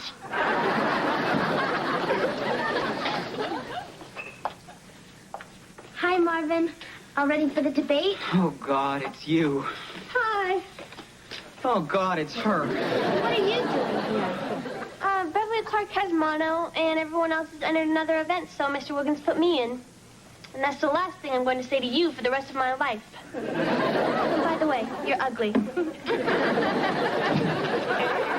Good afternoon, and welcome to today's debate between Fielding High and our own Van Buren Speechmasters. The topic for today's debate is, in an era of serious national debt, can we preserve the Social Security system? Van Buren, having won the toss, will go first and defend the pro position. Social Security. Yes, it is expensive, and it will get more expensive. But whatever the cost, we must preserve it. He's right. It's like working really hard for something or someone, and your best friend waltzes in and takes away what's rightfully yours. Or you have it, and the next thing you know, your so-called best friend tries to steal it. I object. This isn't supposed to be tag team debating. Please, Heather, Angela. Oh, shut up. Speechmasters, you're supposed to be debating them. Well, maybe we would be if he'd make up his mind. Yeah, this is all his fault. Look, you're driving me crazy. I can't take it anymore. I appreciate everything you two have done for me, but you're just too intense. I'm going to go find a nice, quiet girl without a best friend. Thank you. Mr. Wiggins, I guess we kind of made fools of ourselves, and I'm really sorry we embarrassed the school. Yeah, what can we do to make it up to you? Join the skydiving club. This was the most humiliating experience of my life. Worse than the time you were talking to Chad Smith and I made a face behind his back and you laughed and chocolate milk came out of your nose? Angela, we made fools of ourselves over a guy. What did you see in him anyway? I don't know. What did you see in him? I guess we wanted to want him so bad that we wanted to want him just to want him. I mean, we got caught up in the competition for him. Yeah, that too. Well, let's promise never to do that again. Promise. Excuse me. Would you like to go out for a pizza and maybe see a movie tonight? We have to go to the bathroom. Room's still not ready yet, huh? Your mother promised it for tomorrow. I guess we could have avoided all this if I'd been honest with you from the beginning. Yes? Well, it would have been reassuring from the start to know how much you despise me. I don't despise you. It's just, when you came here, I was only 8. Now I'm 12. That's odd. I've aged 30 or 40 years. You know what I mean. I'm not that little kid anymore. The one that plays dumb practical jokes. I know. It's just that sometimes I miss the old days. Me too. Life was simpler then. Mm-hmm. So, no hard feelings? None at all. You know, it's nice that you're maturing a little.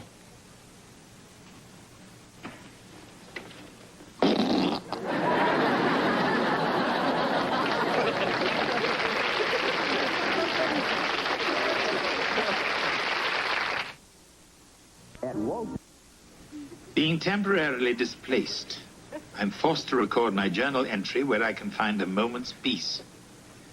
Wesley and I have reached an understanding about his emerging maturity, although I dare not let my guard down since he seems prone to relapse.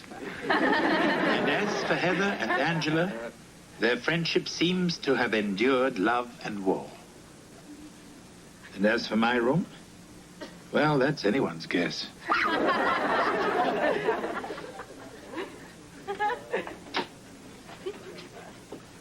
Ready to sneak a peek? Actually, I am a bit curious. Well, I'm all done. Go ahead, take a look.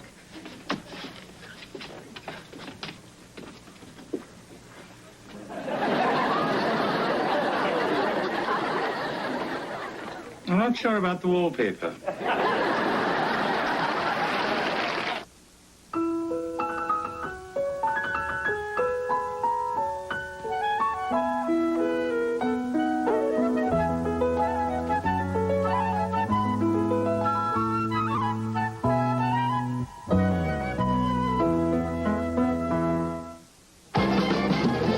Later tonight on Nightline, the tragedy that struck United Flight 811.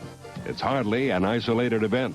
Ted Koppel looks at the crisis of confidence surrounding the airline industry. We're coming! I can't believe Dad's dragging us to this thing. Your father and I feel we should be spending more quality time as family. Where are you going? Roller derby. Oh, midget wrestling all sold out? Now, I want to see that attic spick and span when we get back, mister. Can I be grounded some other time? I want to see the roller derby, too. Well, you should have thought of that before you dressed the Huffnagel's Chihuahua in Heather's underwear. Hey, it was Spot's idea. Let's go. Yeah, Dad doesn't want to miss the first body pile-up.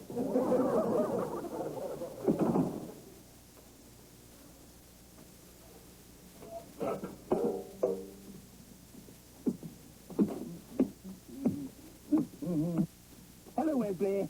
I'm not hungry. All the better. Don't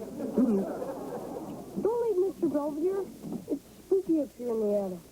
Then stay away from the mirror. Oh, don't worry, your parents will be home soon. Couldn't you help me out with some of this stuff? Not the chance. I'm off to see the barber of Seville. La la la la la la la la la la. La la la la la la la. Hi. Figaro here. Figaro.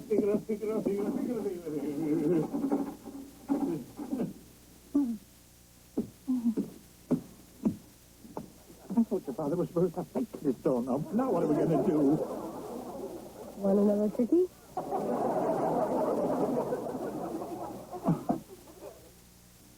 And I ran out of grenades so we can't blow our way out. Can't you be? Boy, you must really like that opera. I meant being stuck here with you. Hey, Mr. Belvedere, look. The suitcase you were carrying the day you first came here. Is this the Owens residence? Uh-huh. And I take it you're one of them? Uh-huh. Is there someone here who speaks English? Can I help you? Good afternoon. I'm Mr. Belvedere. Are you Mrs. Owens? Uh-huh. Pardon me, Mr. That's Belvedere. Lynn Belvedere. Lynn? That's a girl's name. Wesley. A difficult birth, I take it. What do you mean? I'm just like any other normal kid. Oh, really? Wesley? Hallelujah, Mr. Belvedere. I've seen the light. Yes, sir. No more duty for me. I'm going right upstairs and get myself ready for school. I just hope the voices don't start. In the tub, I was watching the big game when the TV set fell in, and it shorted out my brain to change.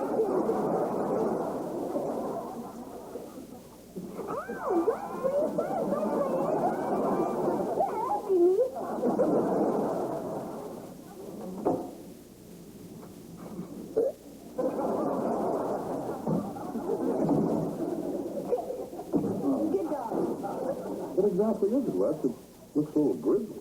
It's my history of punishment in colonial America. I kind of wondered why that lady was on fire. Hey, what's going on with you two? Nothing. I just picked up a pile of leaves and asked if Kevin wanted to jump in them. He raked it over a mud hole on purpose. I didn't do it on purpose. It was just a happy coincidence. Where is he? Hiding. But you little monster, there must be a challenge,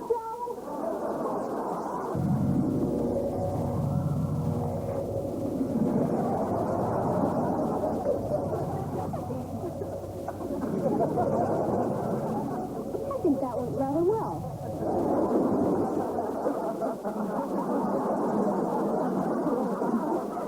Wesley, I hope you have a way of putting this chicken back together. I didn't do it. I didn't do it.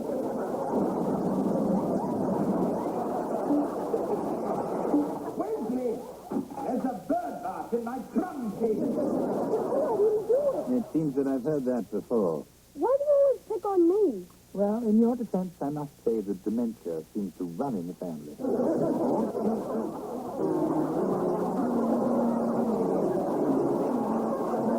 Guess what? I got the job. Morning, Kevin. So thanks, I'm going to be late for school. Oh, listen, what do you think of the hearing? Too much?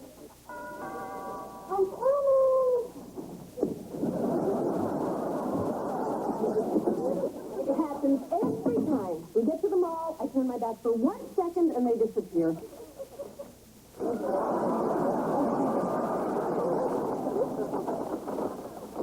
Does this bag go with this dress?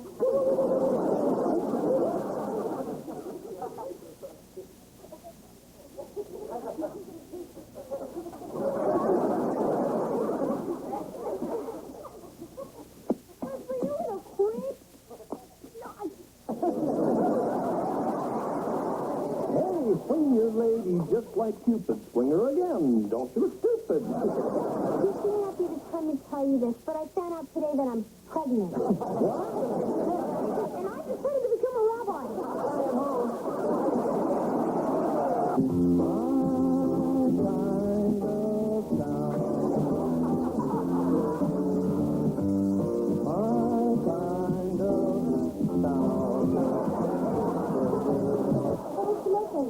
Chocolate chip cookies. Would you like one? Okay. I already got something. That was pretty great, huh, kid? Don't see many cartoons from Albania. What did you think, Dumpster Dog?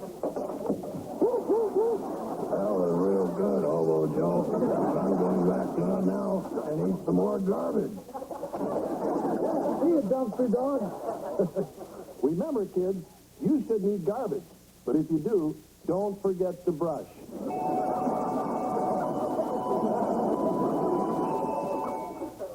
I think you left someone out. I beg your pardon? You can be as weird as the rest of us. Not likely. Oh, no? You said so yourself.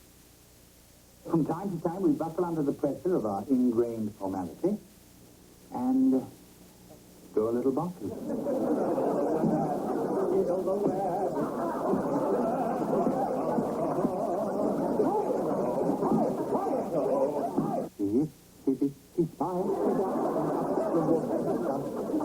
Down came the rain and washed the cider up.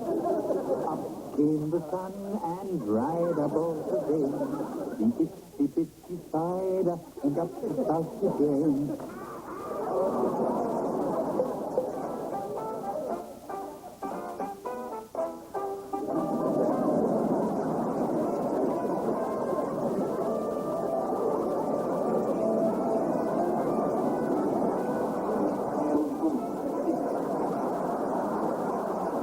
Problem, officer?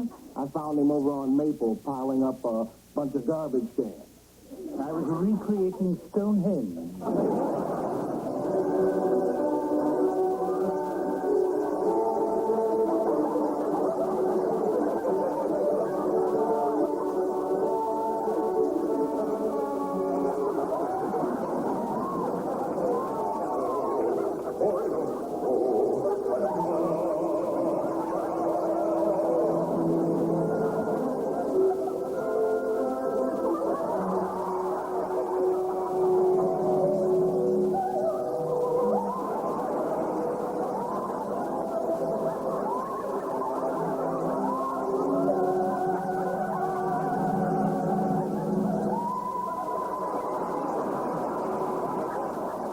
But I suppose after 5 years, the Owens madness is bound to rub off.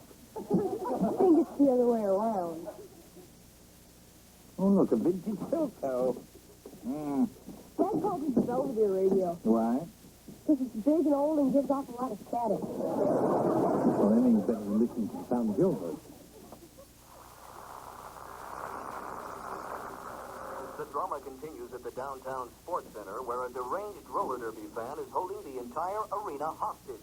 Hey, that's where everyone lives. The police report that negotiations are currently at a stalemate and may be for some time. This is awful. Yeah. One line was on all the fun. At Goodness Me Natural Food Market, Just in the roller derby crisis, the crowd is still being held hostage. I know how they feel. I bet Dad's been waiting for his chance to jump the guy and set everyone free. Either that or he's in line for a chili dog. How come you and Dad are always getting on each other's case?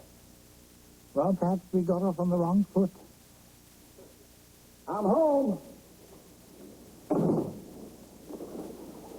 Hey, where's my high big boy, Kip? I haven't even been hired yet. But eventually he welcomed me with open arms. So you want to stay or what? However, he still had a little trouble getting used to me. I hate you.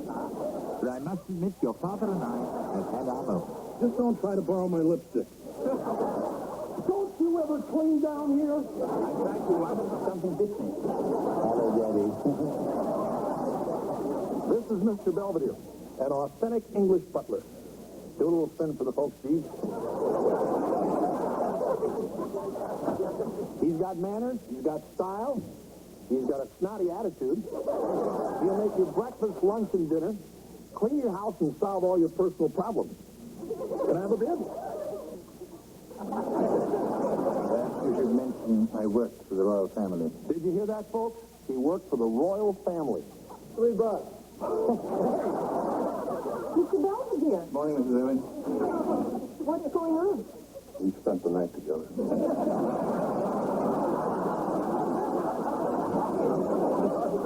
A sort of experiment in terror. I'm just going outside to chop some more firewood. Oh, that's a great idea. Big guy. Maybe I can give you a hand, so to speak. Well, after you. Oh, after you. Why did you say we grew rather fond of each other? You know.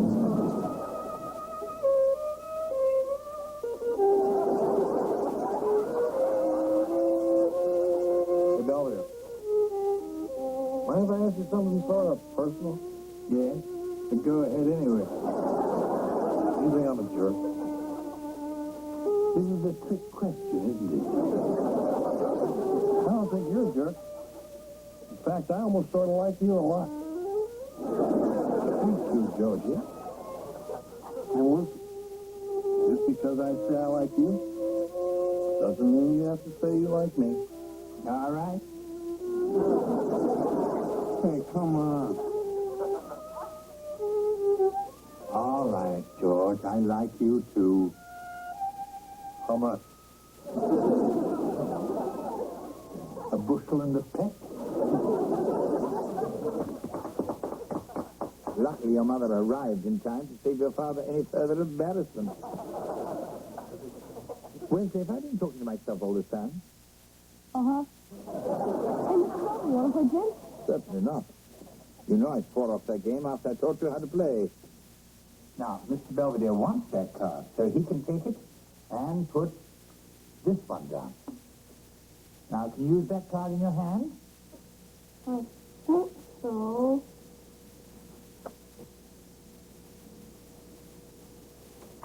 Gin. Gin. Gin.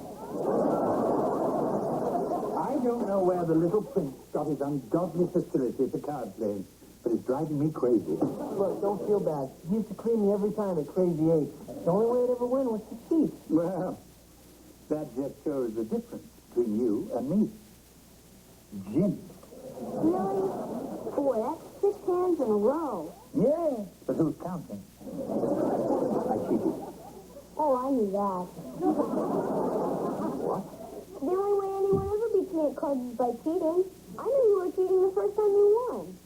And you let me do it anyway? And let me agonize over it? Sure, I knew you'd admit it eventually. I even knew you'd probably do something nice to make up for it. I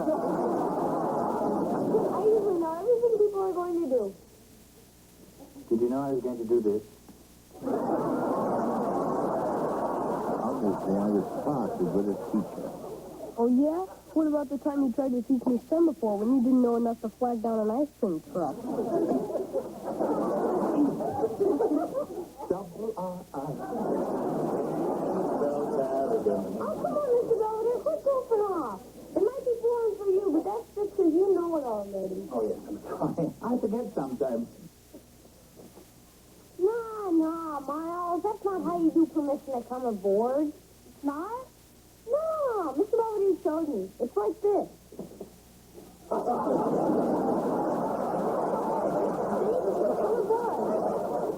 You mean Wesley's out there learning a bunch of junk and it doesn't even mean anything?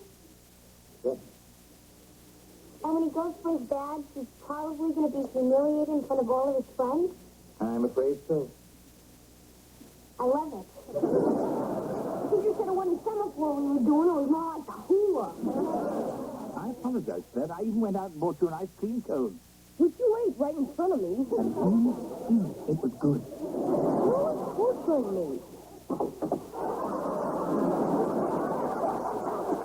What's the rest for? In case you give me any trouble.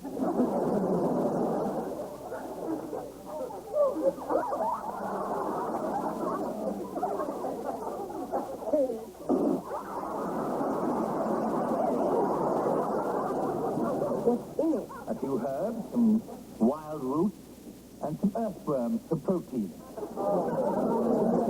But don't let it get cold, they get rubbery. Come on, I'll help you get that shaving cream off. It only seems fair, after the insults you've heaped from me.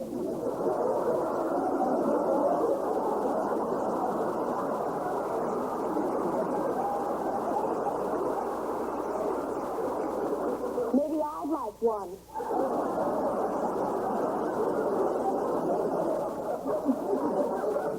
Who are you?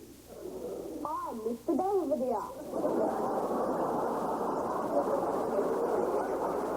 Oh, good, then I can leave. Hey, please!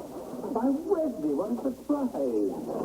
London Bridge is falling down, falling down, falling down. London Bridge is falling down because I stepped on it. Not to mention the time you had me deported. Mrs. Owens, Wesley cheated on his history test. Hey, I thought we had an understanding. I tell you about the bad stuff I do and you keep it to yourself. Wesley, I am your housekeeper, not your priest. With the cranky old geezer will do anything to stop a kid from getting a dog. Wesley? Don't you catch me, you mangy little mongrel. Department of Immigration? I got a big one for you. I'm such a pain in the butt. Why do you put up with me at all? It's obvious. Because...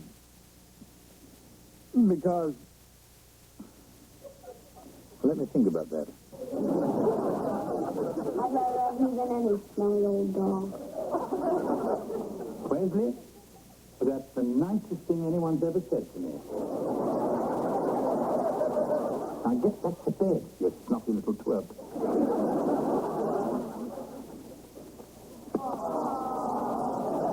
If you prefer, I'll refrain from calling you any more names. No, it's okay. It's kind of fun when two people really like each other. Right. Well, let's get back to sleep. Okay. Good night, you big blimp. Sleep well, you sneaky little reptile. I told you this some other time. Probably laugh and make fun of me. But you're my best friend. I know you don't believe it because I act like such a creep. But I don't know what I'd do without you. I'm scared, Mr. Belvedere. I'm so sorry. Please come back. I love you.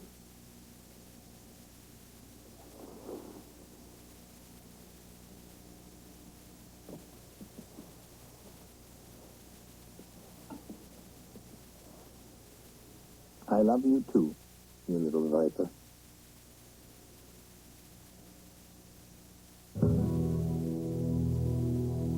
Ready to siesta? Promised a place on the team. The Owens family returned home safely around 3 a.m. and finally released us. They would have arrived earlier, but George wanted to stop at the IHOP for blueberry pancakes. As for my ordeal in the attic with Wesley, it amazes me that I've been here long enough to have so many memories. Some of them even pleasant.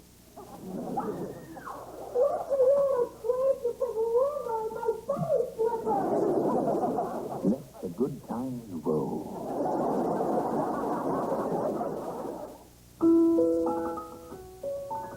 Tomorrow at 6 on